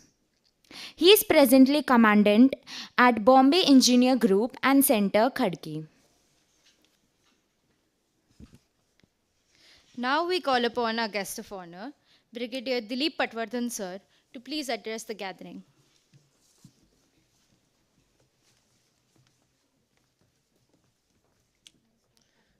Thank you very much for that rather elaborate introduction. I don't think my career thus far deserves that much of time. Nonetheless, respected Captain Dr. Chitale sir, respected Brigadier Mitra sir, all the eminent panelists from Air Force, Navy and Army, all the ANOs here, the staff, and of course, the brave NCC cadets. I would start with that cliched question, how is the Josh? Not heard. How is the Josh? Little bit. Good. You have already heard enough from the panelists about the opportunities or the way to prepare for your SSB when you are taking a shot at joining the forces. And on behalf of all of you, I should thank Brigadier Mitra sir for making you aware of the enormous opportunities that are lying there beyond the military profession, beyond the military career, in the industry that is going to look at you, look after you, and look after the whole country for next at least 2.5 decades or maybe beyond. I think that must have been really reassuring and must be really very, very heartening to all of you to know that it's not only one career that is an opportunity in front of you, but there are multitudes and multifarious career opportunities that you have. But the bottom line on the underlying factor for all these careers, whatever sir has mentioned, except for the last two, is you should be ready to come out of the comfort zone. Be it military career, be it heavy engineering, be it infrastructure development, anywhere. If you think that you would get a cushy job to sit in an AC environment wherein your employer will be ordering pizza for you and Coke for you coming from the nearby hotels, and you will enjoy your life well. Then these opportunities are not for you. So are you ready to take up these opportunities? Not heard. Are you ready? Yes, sir. Okay, let's see. Only then there is some point me talking further ahead. So first of all, Dr. Chitale mentioned to me that I must mention about the standing of the Indian Army today, which I'm sure must be known to most of you, but as this is one of the pointers given to me. First of all, you all must know and should be proud of the fact that Indian Army is, though numerically we say it is 4th largest or 3rd largest army in the world, but this is the largest voluntary standing army. As of now, it is at 12.37 if you go by the figures, 12.37 lakhs, serving plus 9.6 reservists and about 1.6 lakhs of the territorial army. So this is the largest volunteer army, and we should be proud of it, because the other strong armies which boast of their military might are not the volunteer armies. So that is one thing we should be very proud of. What is so special about the army, and when I say army, I mean to say all the 3 services of the armed forces. As I mentioned, it's a volunteer force, and this is a totally apolitical force. If you see the culture, if you see the nature, if you see the demeanor of the armed forces, we are totally apolitical, and that's why we are completely non-controversial. Not very many armies, the strong armies of the world, can boast of this. So this is one very big plus point, that when you become part of this particular organization, you are very proud to say that you are part of an extremely professional, apolitical and non-controversial force, which has been maintained by our army over more than 70 years, and I am sure it will continue for many more decades ahead. We are non-aggressors.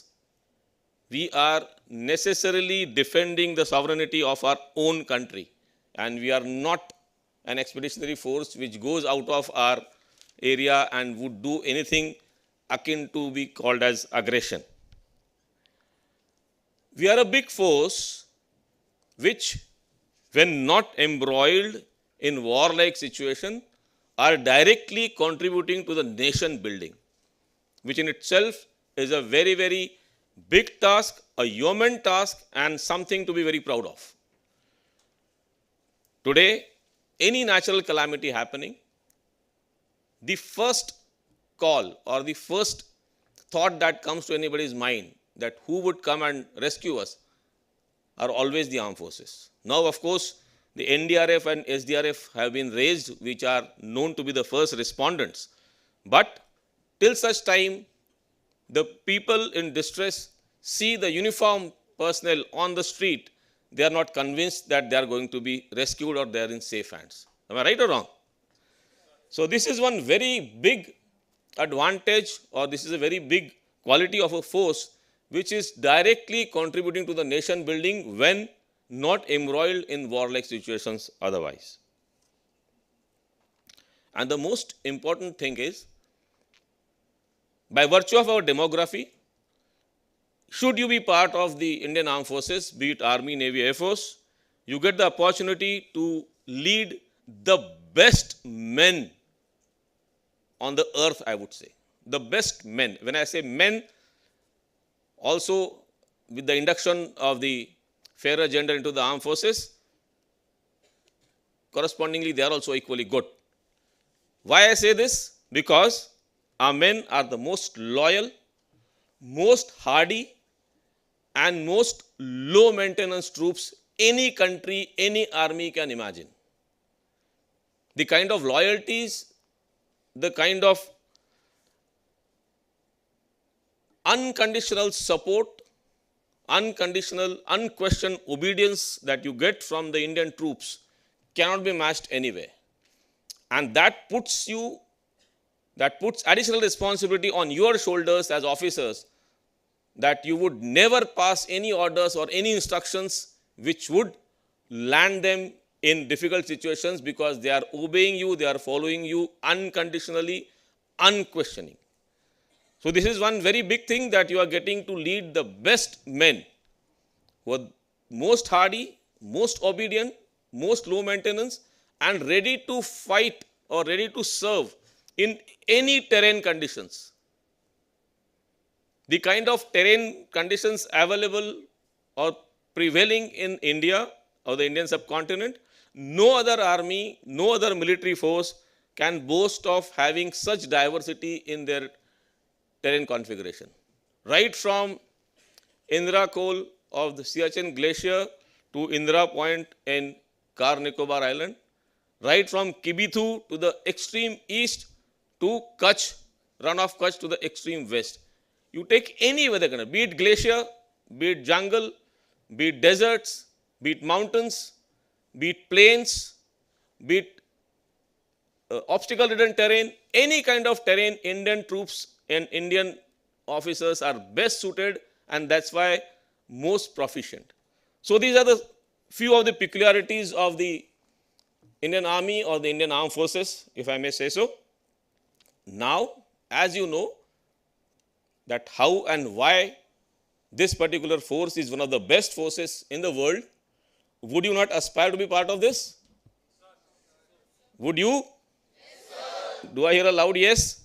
Yes, good. Only then I would go a step further, and at the cost of repetition, which I am sure all the panelists must have already discussed and told you, as to why, what should you do to prepare yourself. Chitale sir has already used this particular word or the phrase की मी यशस्वी होणारच हा आत्मविश्वास किंवा हा दुराभिमान मी म्हणेन हा कायम प्रत्येक कॅडेटच्या स्थायी असणं आवश्यक आहे. जोपर्यंत हा आत्मविश्वास किंवा थोडाफार प्रमाणात दुराभिमान तुमच्याकडे नसेल तोपर्यंत I don't think you can make a cut or you can make an impact at the SSB. So मी यशस्वी होणारच हा जो एक कॉन्फिडन्स आहे, सेल्फ कॉन्फिडन्स आहे, तो नुसता कॉन्फिडन्स ठेवून उपयोग नाही.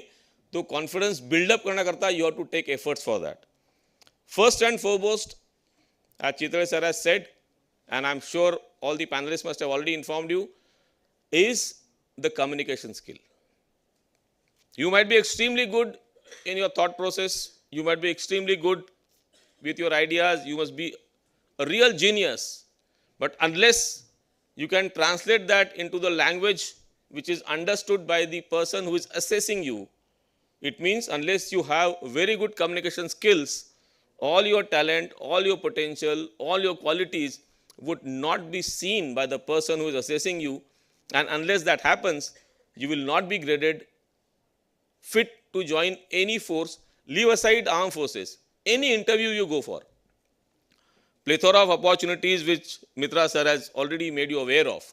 Anywhere you go, you will necessarily have to face an interview, maybe one-to-one or maybe a panel interview. Anywhere you go, you have to have extremely good communication skills. And how do you develop that? It must have been already taught to you in your various classes that are conducted. But yes, most important, read, write, speak, and before that, listen to others. Improve your English by reading quality English. Resort and rely mainly on the books from the library and not the material that you get from the WhatsApp University, if I may use that word. You are part of Savitribai Phule Pune University, so be proud of that. And don't be proud of being part of the WhatsApp University, what is called these days.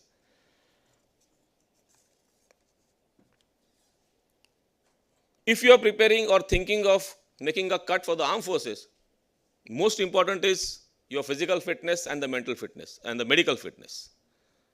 As the group captain has already mentioned, when you have a desired end state, but if you don't prepare for that, then somebody may face disappointment of making through all the levels of selection, but finally getting stuck at a point which he or she did not think of and was not prepared. If you are looking at a career in the armed forces, you have to be physically fit, mentally robust, medically sound. And prepare yourself for that. If you are motivated enough and determined enough to join the forces, you will improve yourself and bring yourself to that level. Do not get bogged down by the facts. I am too thin, I am too fat, I am too short, I am too bulky. Doesn't matter. If you are decided, you are determined, and you have your desired end state in front of you, all these things are temporary and can be achieved, provided you should have the determination to come out of your comfort zone and work for the target that you have set for yourself.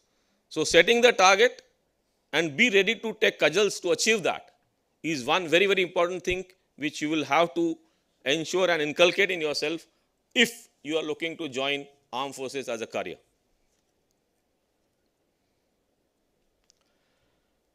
You have to have liking for outdoors, because if you are looking at indoor cushy jobs, then of course this is not the field for you. You have to have liking for outdoors, you have to have liking for adventure, you have to have liking for being with the men, rubbing shoulders, you have to have liking and ability and caliber to lead your men from front. Unless you lead your men from front, they would not follow you, because gone are the days, though I have spoken about the Indian soldiers who are extremely obedient and they follow your orders unquestioned, slowly that phase is going. That era is slowly getting over, and I think it is for good. It is for good that that era is getting over. Now you have men who will definitely question the logic of your decision. And to convince him and still ensure his obedience, you will have to lead from front. You have to walk the talk. And to do that, you have to be physically extremely fit, you have to be mentally extremely alert, you have to be professionally extremely sound, and medically up to it, so that you can lead your men from front in whichever terrain you take them. Other than these points, most important thing is your self-discipline and ability to shake out of your inhibitions. Self-discipline is a key word, because you might have heard or you might be under the impression that to be a good military officer, I have to join the academy and thereafter the academy will take care of me by disciplining me in the way they want me. No, it is not so. The discipline that the academy may inculcate in you is an external discipline. What is most important is the self-discipline. Because so far as external discipline is concerned, if I may use that analogy, if the shepherd is moving with a stick in his hand, even the sheep would move in straight line. Is it called a discipline? It is enforced discipline. To be a good military leader, enforced discipline is not required. That anyway would be forced upon you when the need be. But to be a good military leader, you have to be self-disciplined. So please inculcate this habit of being self-disciplined. Only then you will be able to at least achieve what you intend to. So please let me know if I am overshooting the time. 10 more minutes, no issue. Okay. Well, Mitra sir has already mentioned about the various career options that you have other than the military, but I would emphasize on why the military career is still so very special. How it is different from the other professions. Firstly, it gives you an opportunity and the pride of wearing the most respected uniform in this country, if I may say so. It gives you the opportunity and pride of wearing the most respected uniform in this country, and also it gives you an opportunity to serve the nation in direct mode. I am using this word direct mode. Everybody is serving the nation. Anybody and everybody is serving the nation.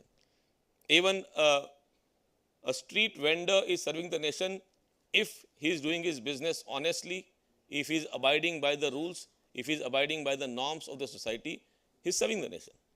That's why I am using this word. You get the opportunity to serve the nation directly. And while doing that, in return, what you get immense respect from the society. Everybody is serving the nation, but everybody doesn't get that respect. You serving the nation, donning this uniform in direct mode, makes you eligible for immense unconditional respect from the society. And to be very fair, respect is one thing which everyone looks for. Somebody might earn a lot of money, but at the end of that, what he's looking at is respect. He feels that earning a lot of money may get him respect. That is his way of looking at it. But ultimately, what is he looking at? Is the respect, right? So to get that respect, this is the most direct mode that you can get the respect from the society, your peers, your family. Secondly, you get the opportunity to see your own country. By virtue of being in the armed forces, you would see the Bharat Desh. And I think that is the best thing that can happen to any employee of any organization if he or she gets to see Bharat Desh. Knowing culture, knowing terrain, knowing topography, demography of that particular sector thoroughly, and understanding your own people. That is the biggest advantage we have.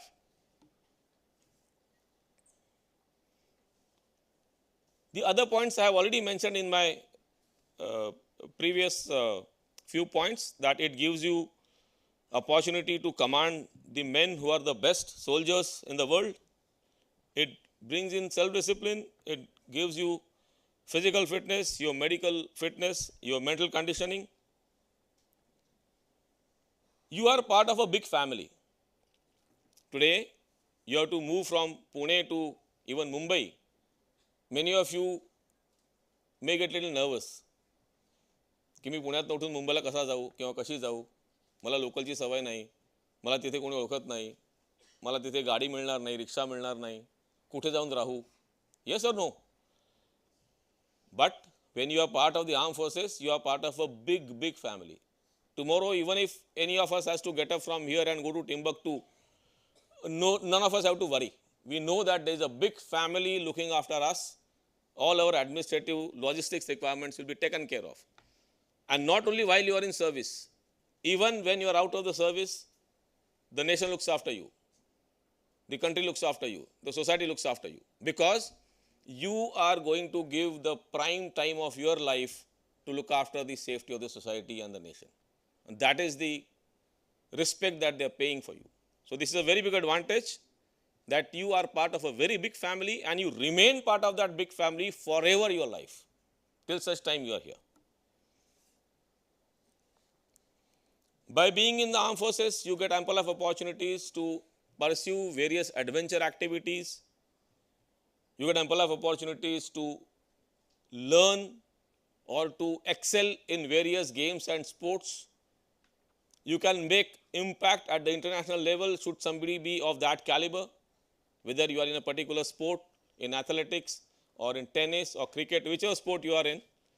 If you are in adventure activity, in mountaineering, in paratrooping, in paragliding, deep sea diving, whichever activity you can put your finger on and think that you can excel in that, it gives you an opportunity. Not only opportunity, it sends you abroad to even take advanced training in this particular field, and it gives you immense satisfaction, and you can bring more laurels to your country at various international events. No other service offers you this.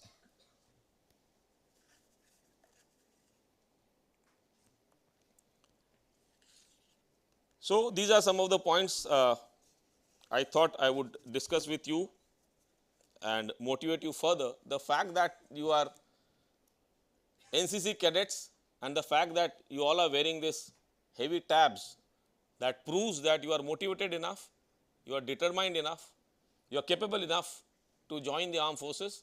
So I am just giving you that final push to make that decision and prepare yourself to make the cut at the various SSBs, whichever and whenever you go and attempt at. Few points which makes us different than the rest of the organizations are our guiding principles. or what we call as Bunyadi Usul. Our character, our service character, our entire profession is built up on basic two Bunyadi Usul, or the founding principles. It might sound very routine, but it has got a very deep meaning behind it. First and foremost for us is Naam, Namak and Nishan. And we say, Naam, Namak or Nishan, yahi hai hamari pehchan. This is the first guiding principle. If you abide by this guiding principle, every morning you get up and recite this guiding principle to yourself, I don't think anybody would take any step which will be wrong or which will be incorrect. And the second guiding principle is Imandari, Wafadari or Izzat, yahi hai hamari taqat. So these are the two Bunyadi Usul, or the two guiding principles on which all the three services of the armed forces, they work, they thrive and they grow. And at the cost of repetition, I would say, first guiding principle is Naam, Namak or Nishan, yahi hai hamari pehchan. And second guiding principle is Imandari, Wafadari or Izzat, yahi hai hamari taqat. Other than these two guiding principles, all the arms and services or all the different regiments have their own motto, own war cry, but these two remain the basic founding principles of all the three armed forces. At the end, I would sum it up by saying,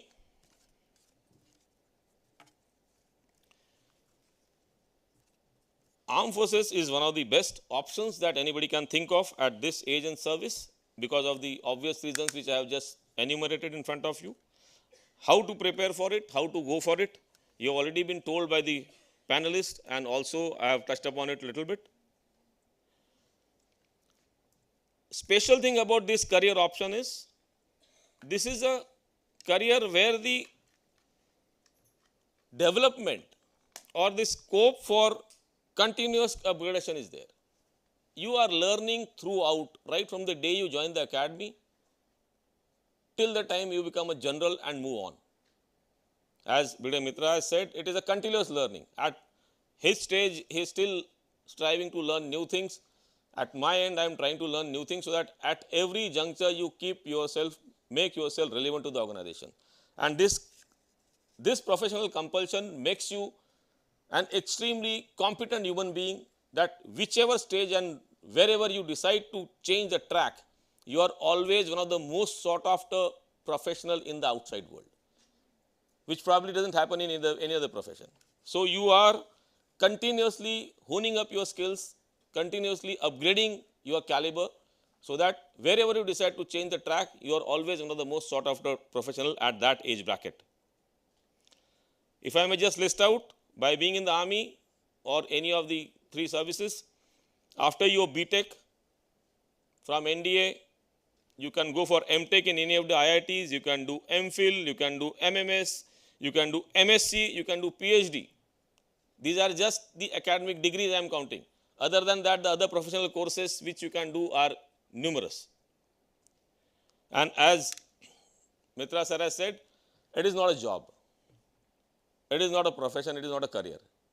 It's a way of life. So you have to take a call whether you want to choose a particular way of life, and that way of life is not only for you. It becomes a way of life for your family. It's a way of life for your parents till such time you are young and unmarried. Then becomes way of life of your wife and children once you are married and grown up. But this is not a job, this is a way of life, so you have to take a call. And at the end, I would just say, this used to be the advertisement of the Indian Army. For whatever reasons, this tagline was dropped. But then we used to ask, and we still ask, do you have it in you? Yes, sir. Do you have it in you? Yes, sir. All the best. God bless. Jai Hind.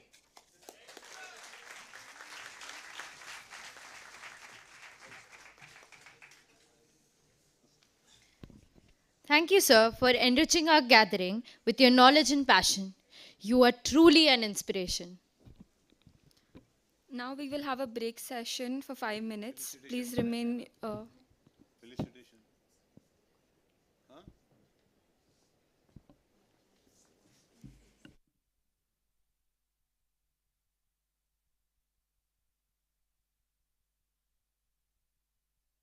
Chitale sir, we request Captain Chitale sir to felicitate Brigadier Dilip Patwardhan sir.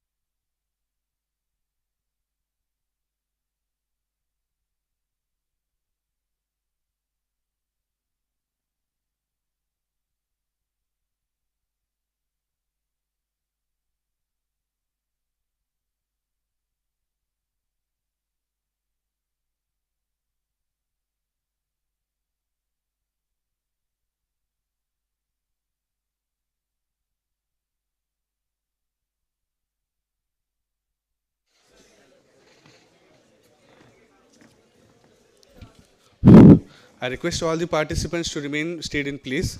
The Vice Chancellor is arriving soon in 5 minutes, so by that time we'll arrange the stage and we'll continue with the program as soon as he arrives.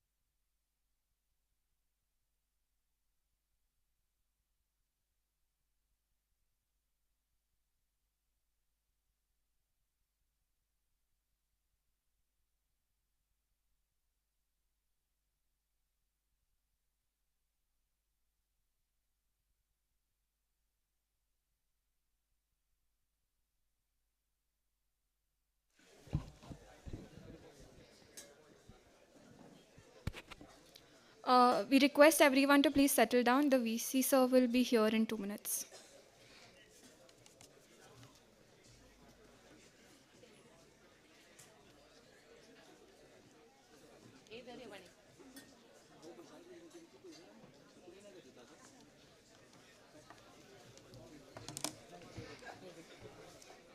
कितने restless हो रहे होंगे ये लोग.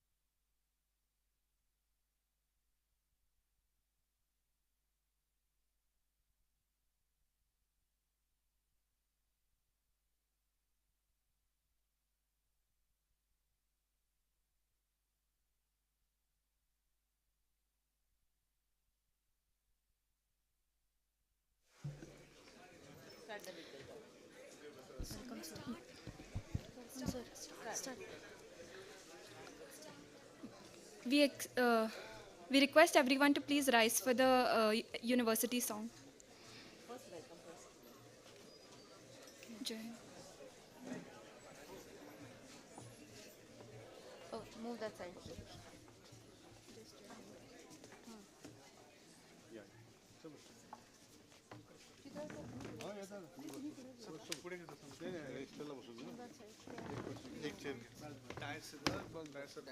ठीक है direct move करो चलो बस पुण्यमयी देया मा अक्षर वरदान पुण्यमयी देया मा अक्षर वरदान ज्ञान बनो कर्मशील कर्म ज्ञानवान ज्ञान बनो कर्मशील कर्म ज्ञानवान पुण्यमयी देया मा अक्षर वरदान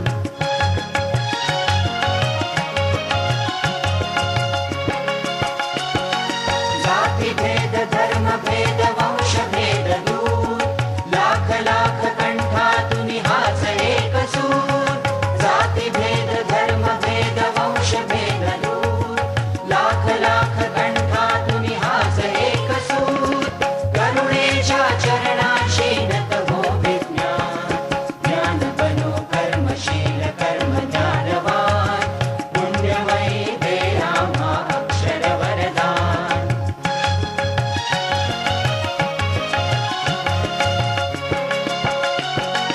माणूस की धर्माचा अर्थ जाणतो श्रमनिष्ठा हे पवित्र तीर्थ मानतो माणूस की धर्माचा अर्थ जाणतो श्रमनिष्ठा हे पवित्र तीर्थ मानतो हृदयातून समतेचा निर्भय अभिमान ज्ञान बनो कर्मशील कर्म ज्ञानवान पुण्यमयी देया मा अक्षर वरदान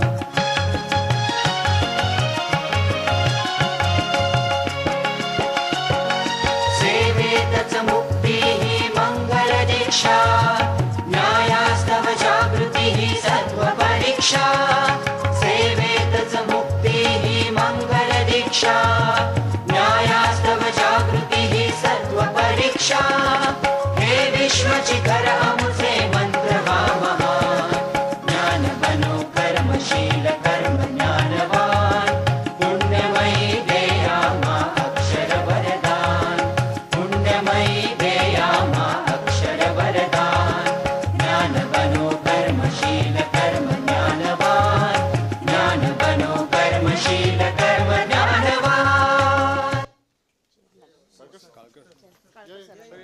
Thank you. We now request Dr. Nitin Ghorpade sir to address the gathering.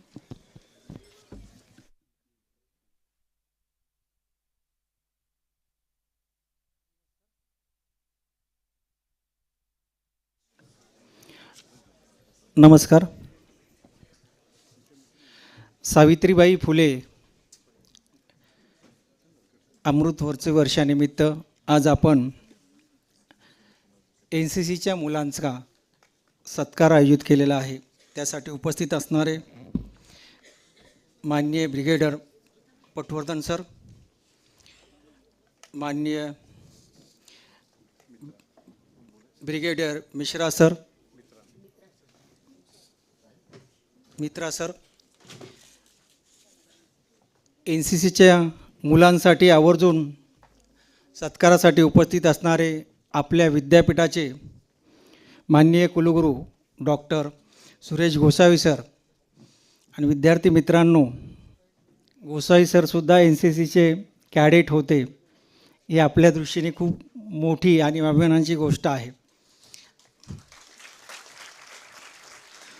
उपकुलगुरू माननीय doctor Kalkar sir, registrar Khare sir,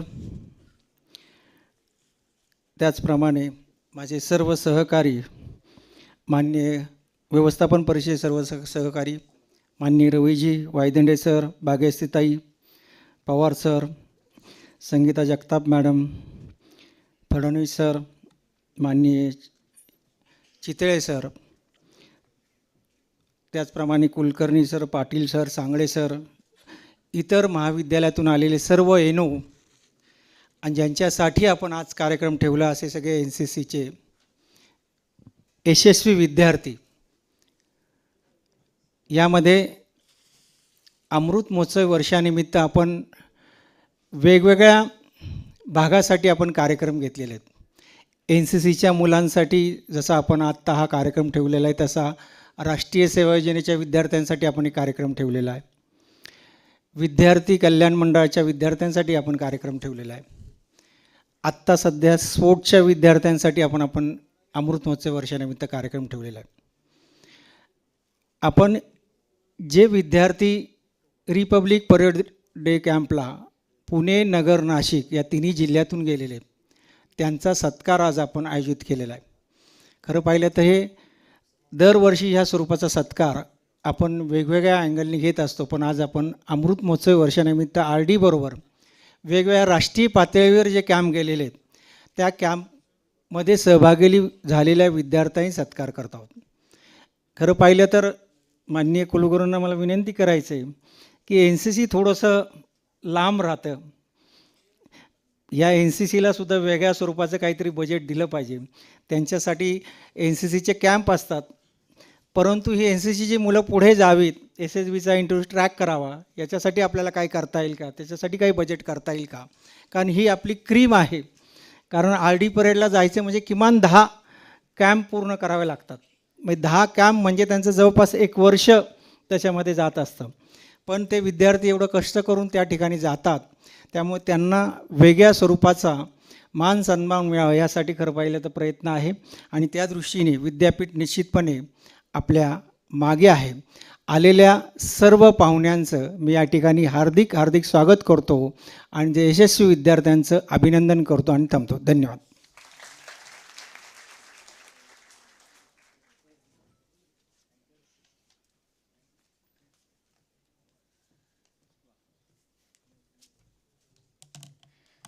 Thank you, sir, for your insightful speech. Now we call upon Vice Chancellor, Dr. Suresh Gosavi, sir, to address the gathering.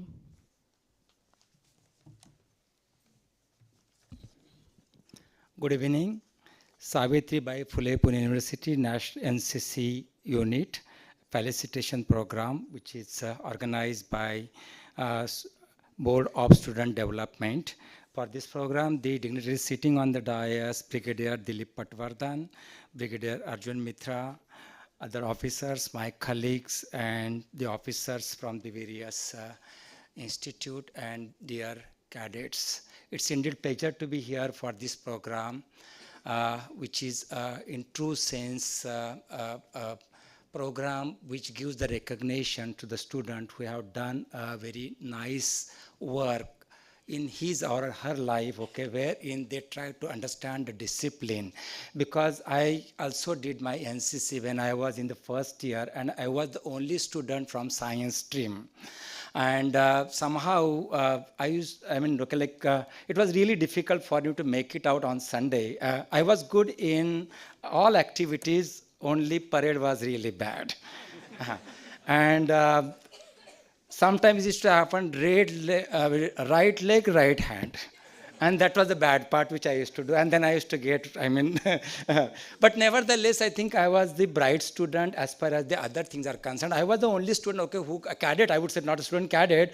I fired 100 and more than 100, this thing in the firing. Otherwise, everyone used to get 5. And I was very popular. They used to love on me, and okay, he's the only student. I used to get, backside, but still I enjoyed it, okay? But that was a nice, experience which I got for in my ATC camp.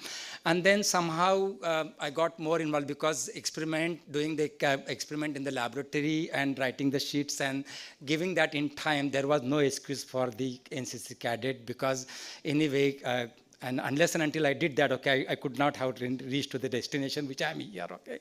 But nevertheless, I learn a lot, okay. And in this, okay, like the discipline which I really learn, okay, I'm always in time. Today I am little late for the reason earlier meeting was not held, but most of the time I am on time. So that I did. And then another example which I normally give to my student when we talk about accuracy, precision in the measurement or anything, okay. There is another terminology which use that, okay, like the time of response. And in time of response, the best example which I give to my student, especially in terms of instrument, that he or she is a sharpshooter but takes long time. By the time event is gone, no use of that sharpshooting then. So you have to have the person, okay, who can do the time in time, and therefore we can call he or she is a reliable person or reliable, okay. So here the terminology which we use, accuracy, precision, reliability, repeatability, reproducibility, and there is a small demarcation line, okay, like I am precisely hitting the target at wrong place. So my precision is good, but accuracy is less. On the other hand, I think, okay, in order to motivate the cadets, okay, it's always said, okay, even though the bullet goes, okay, takriban theek hai. At least he is trying his best or she is trying the best. But when we talk about the high-end precision, because nowadays we are talking about the artificial intelligence and the digital innovation, wherein we are talking about the precision at guided missile, okay, wherein this particular training is very important. So discipline within ourselves is very important, and when the discipline comes ourselves, I think that gives the motivation to the others, okay. So my suggestion to the students, okay, of course, okay, the NCC itself is a discipline, okay. I think this discipline really carries in a life, and that helps a lot, which I myself have witnessed, okay. So with this brief, I congratulate the cadet who have done really good job, and I also thanks both brigadier Saab that, okay, like they have really paid their full attention on the unit on university campus. I think this is the first unit which is there on the campus. Otherwise, students were really afraid to be a part of NCC. And I can see Brigadier Saab every day, okay, the NCC parade is going on, and I can listen that in my residence because left, right always goes, okay. So it's a good initiative, and I congratulate the team and also the leader from the university, and hope that this cooperation will go a long way. Of course, there is a little hitch that, okay, like those who are in the science, I think I want them to be a part of this for the reason that they do well. And then for that, I think little hitch is that, okay, like, how long they can be there on ground, because most of the time from morning 9 o'clock till 6 o'clock we are busy. I myself witnessed to give the viva till late night, 8 o'clock. And it so happened that, especially in some of the stream, I'm giving the viva for my this experiment, and I get around 3 marks out of 10. And unless and until I get 4, I am not passing that particular experiment, okay. So I have to go there next day, third day, and I have to improve that. And then every day, okay, if you are in the second, okay, you are the last to give, because the fresh has to give, okay. And therefore, I think most of the time they are little lagging behind, but I think we need to involve them, giving some adjustment. Okay, like if they cannot make it out on that day, I think we should give them a chance. Okay, even though their turns get exceeded. Okay, so I think we have to think in that direction so that we can have more involvement coming from the students from the university campus, because they are already disciplined and now they are going to the outer world. Okay, so where then they can take away some message from this discipline which is coming from NCC, and they can showcase to the society that okay, they are the best one in this particular country. Okay, with this brief, I'm thankful to the entire NCC unit, okay, and the brigadier staff that okay, they have kindly agreed to be here for this function. Thank you very much. Jai Hind. Thank you for your speech, sir.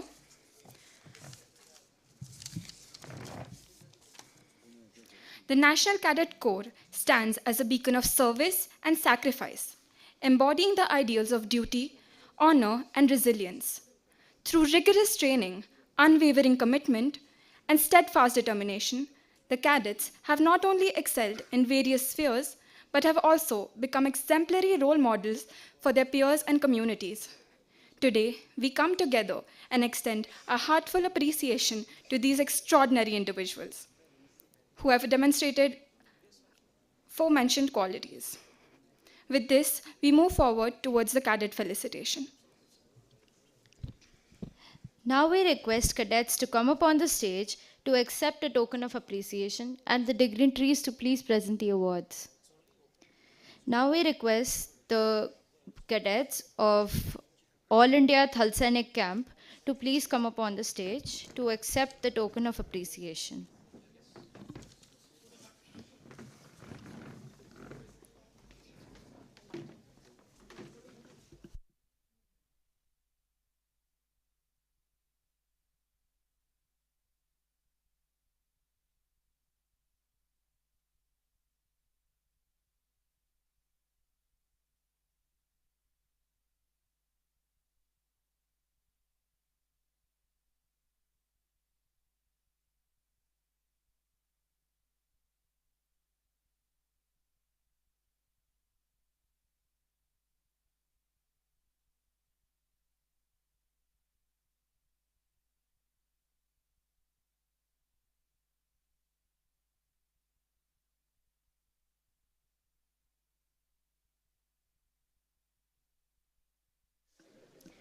I now request Vice Chancellor Sir to please present the following awards. Junior Under Officer Payal Vaksaure.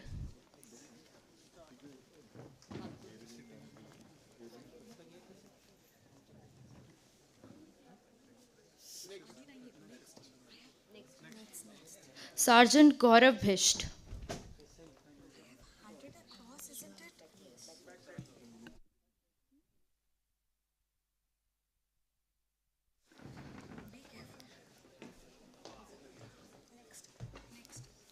Cadet Akshay Nikam.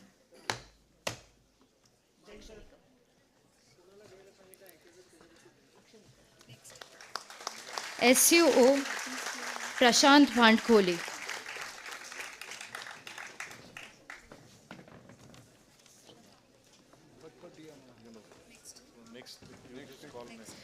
JUO Aniket Lakhe.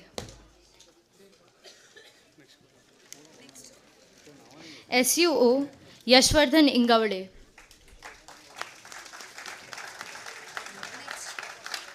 SUO Mustaqim Patan. JUO Srinath Sherkar.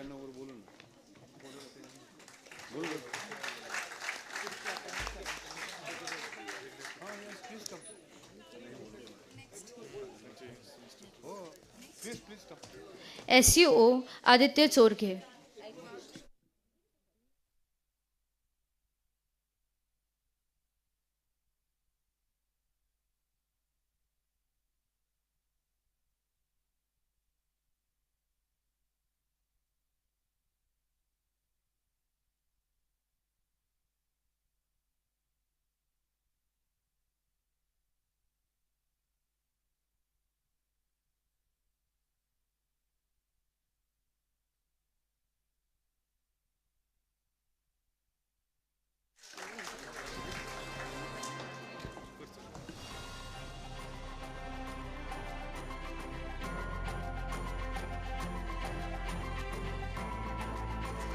Now I request Brigadier Patwardhan sir to please present the following awards for All India NSC.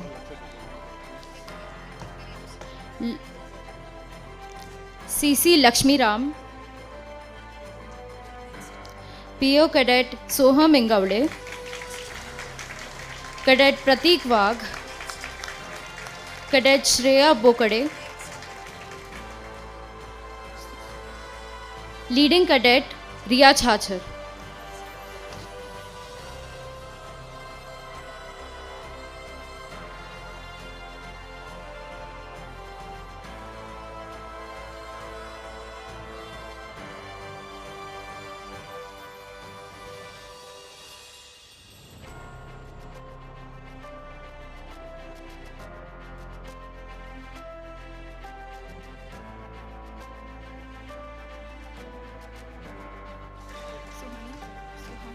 I may now request Honorable Pro Vice Chancellor Sir to please felicitate the following cadets.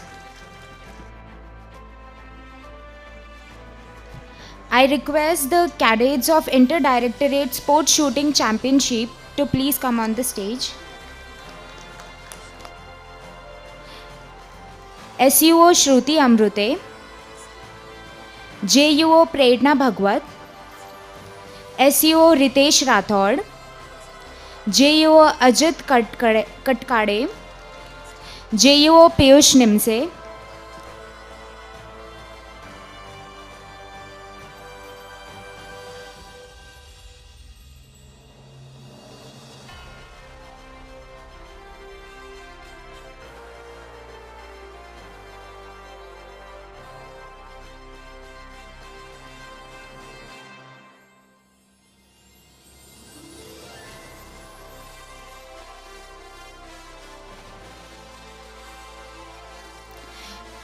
I may now request Group Captain Abhijeet Sir to felicitate the following cadets.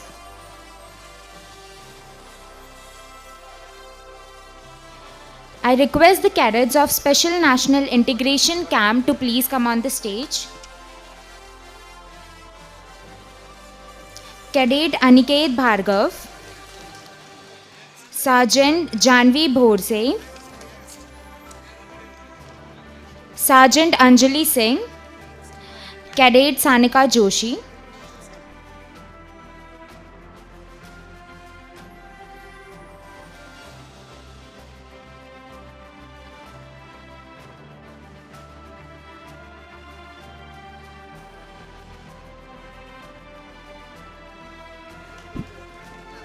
Now I request Colonel Kalyani Deshpande to present the awards for Raksha Rajya Mantri Commendation.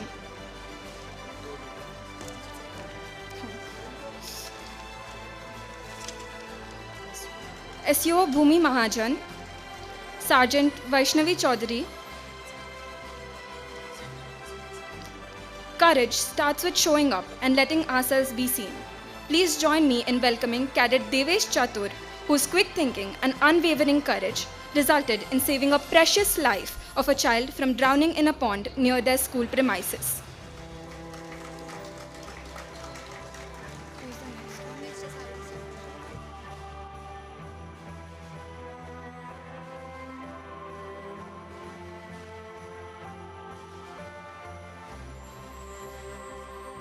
I now request Commander Mohan Sir to felicitate the following cadets. I request the cadet of Republic Day Camp to please come on the stage. SEO Rohan Salunke, Cadet Rajeshwari Rokhde,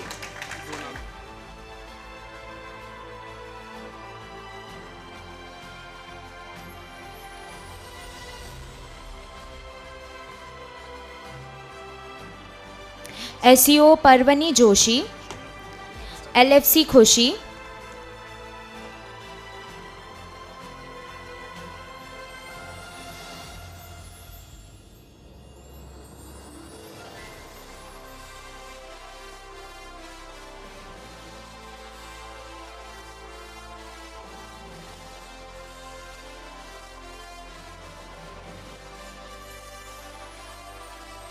I I now request Ravindra sir to felicitate the following cadets.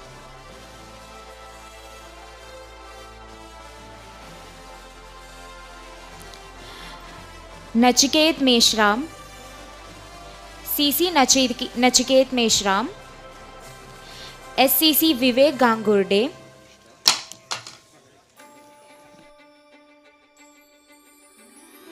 JUO Kajal Satpute, JUO Sakshi Kumari,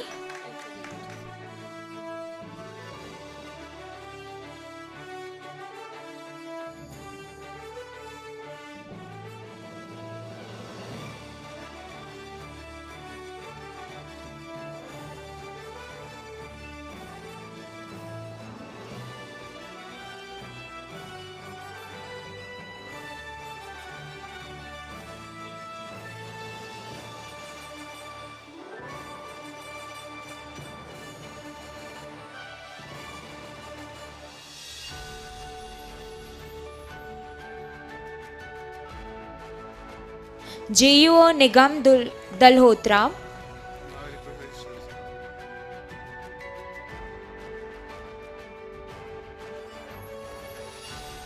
now I request Honorable Registrar Vijay sir to please felicitate the following cadets.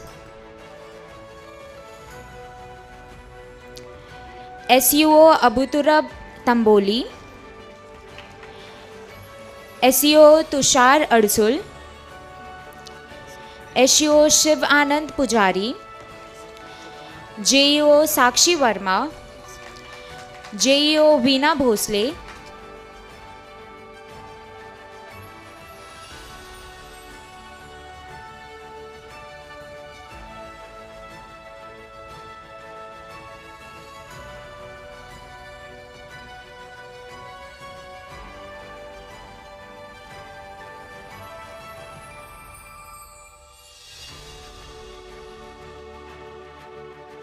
now I request Nitin Ghorpade sir to felicitate the following cadets.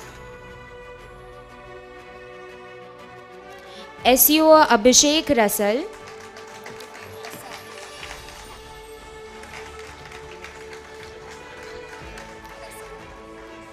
JUO Anushka Sathe,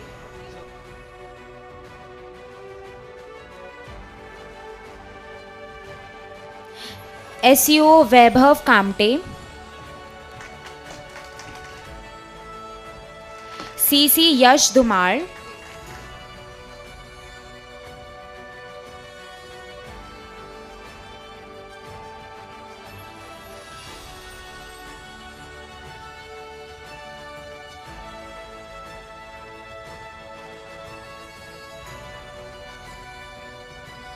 SUO Mayur Pimple, CC Shri Krishna Hogle,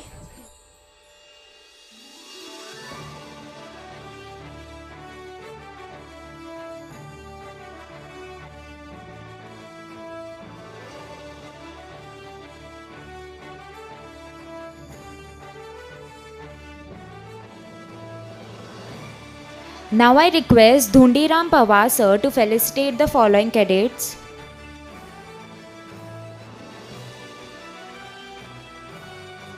SCC Saloni Maske, SUO Parnita More,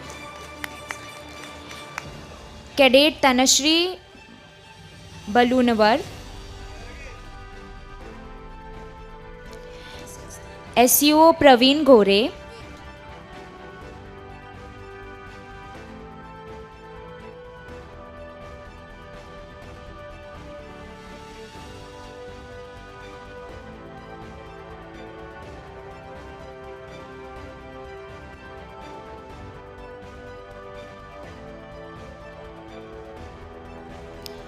Cadet Vivek Singh, JUO Tejas Shinde, JUO Roshni Uttekar, JUO Ankush Madkami, SUO Rudra Kumar Gauli,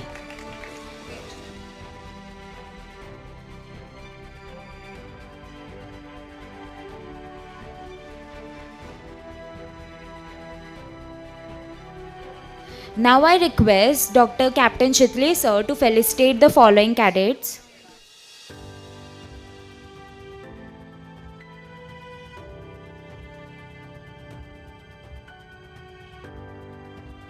SUO Prasad Kadam, JUO Prathamesh Dhake,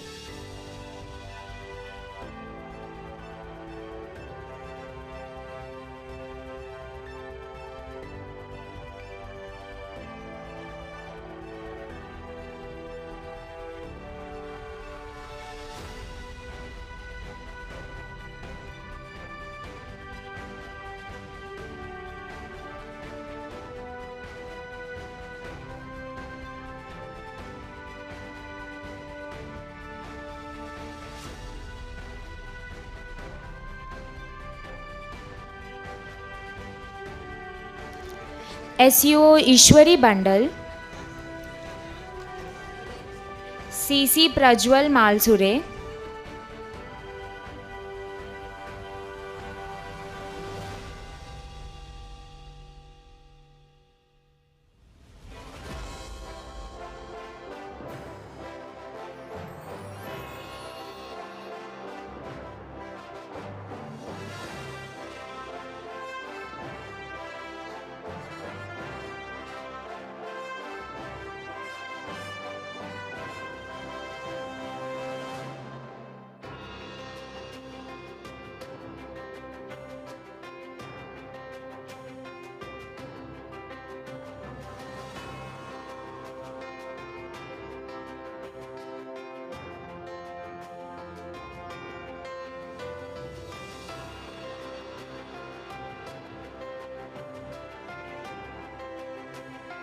Now I request Geeta Shinde ma'am to felicitate the following cadets.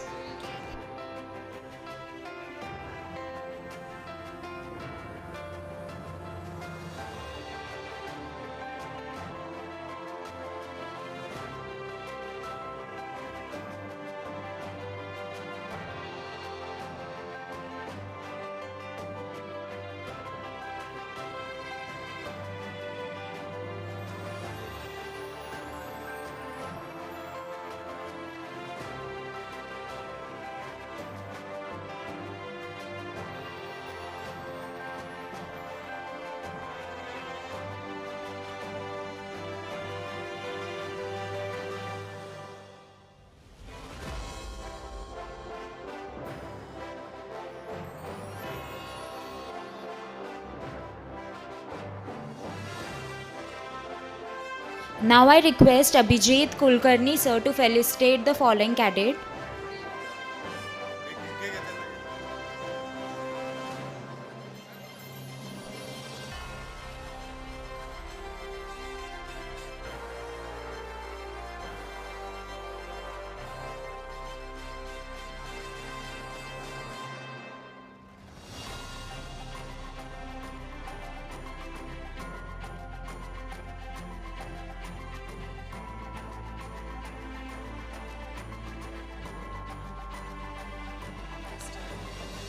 I may now request our Vice Chancellor sir to felicitate the second officer Yashodhini.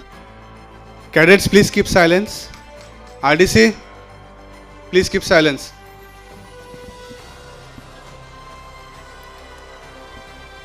I may now request our Vice Chancellor sir to felicitate second officer Yashodhini Kulkarni ma'am for accompanying the RDC contingent.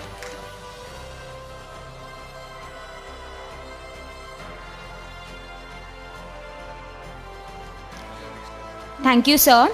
I may now request Brigadier Patwardhan sir to felicitate the Lieutenant Aniket Nemde sir for being awarded as OTA Commandant's Bronze Medal.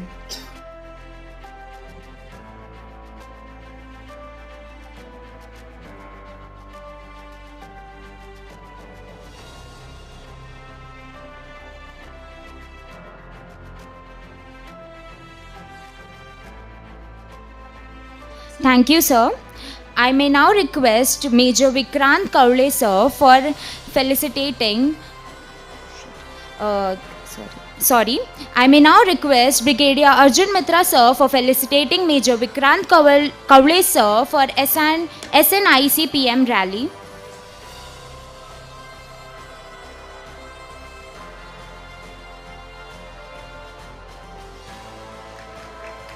Thank you, sir.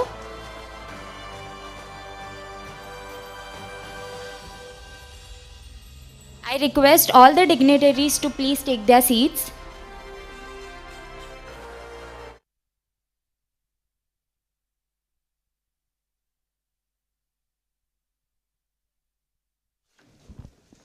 Now we request ANO Lieutenant Ashish Sangle sir to propose the vote of thanks.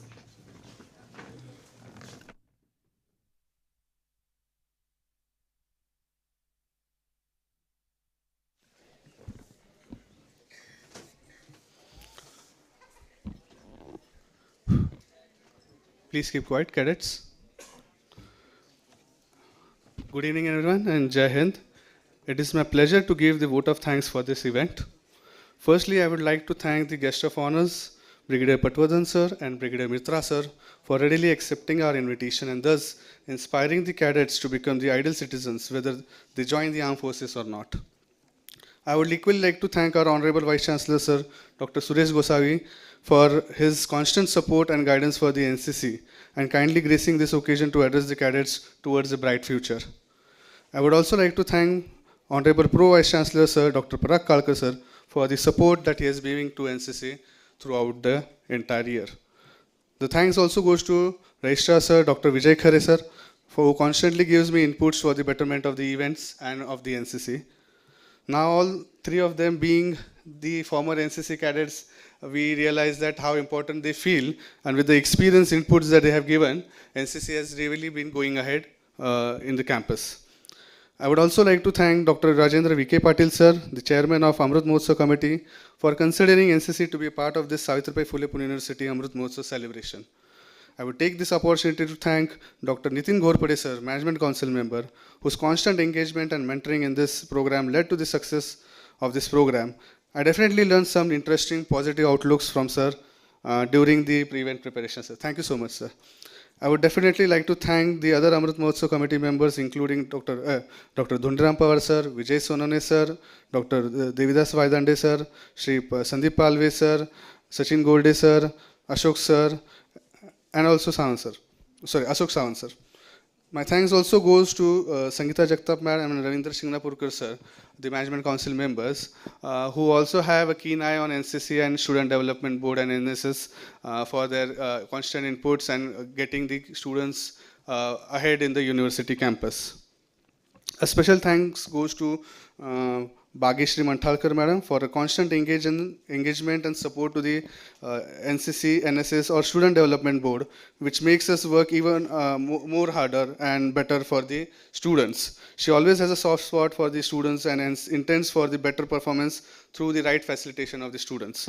Thank you so much, ma'am, and we wish the same constant support in future also. I would like to thank today's other panelist members, Colonel Kalyani ma'am, Commander Aplesh sir, Group Captain Abhijeet sir, for orienting the cadets in attaining their goal for recruitment in armed forces. I would like to thank the NCC Steering Committee members for their invaluable contribution to the unit and to this event, as usually. Their words of encouragement impacts me a lot. Dr. Captain Chitale sir has been a constant source of light for leading this unit in the rightmost direction. His insights are still as impeccable as ever. Every meet with him is a new learning experience which helps in overall growth of NCC. No amount of words can thank him enough. I would also like to thank the staff of Board of Student Development and NSS for their constant assistance in the proceedings of the NCC department. Special thanks goes to my office staff, Abhijeet, Shiva, Devidas, the instructors, and especially Suraj, who has constantly been struggling with me through thick and thin for running this unit since the day he joined. His integrity to the work is definitely akin to NCC ethos. I'm sure with you, Suraj, we will definitely strive to take NCC much ahead. A special thanks to Dr. Dear Abhijeet Kulkarni sir, Director of Sports and Director of Students Development Board, who is always promoting me not just in performing well in NCC, but also on other fronts. I would also like to thank other university authorities, including Finance and Accounts Office, General Section, for their assistance, and also Lalit Kala Kendra for providing this wonderful hall. Thanks to all the ANOs and cadets who came all the way for this program and joined us via online streaming mode, thereby bringing NCC closer than before. We definitely hope that more NCC college units gets connected with Savitribai Phule Pune University NCC in coming time. Last but not the least, thanks to my wonderful cadets for making this event possible.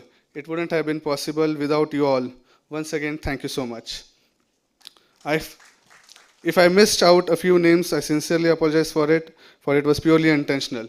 And all the ANOs and the cadets who are present over here, thanks to you, because without you, the event wouldn't have been possible. We expect that in coming time also, we get more support and more engagement so that NCC grows as the panel over here is already expecting. Thank you so much. With this, I'll end this vote of thanks. Thank you so much. Jai Hind. Thank you, sir. We request everyone to please stand for the national anthem.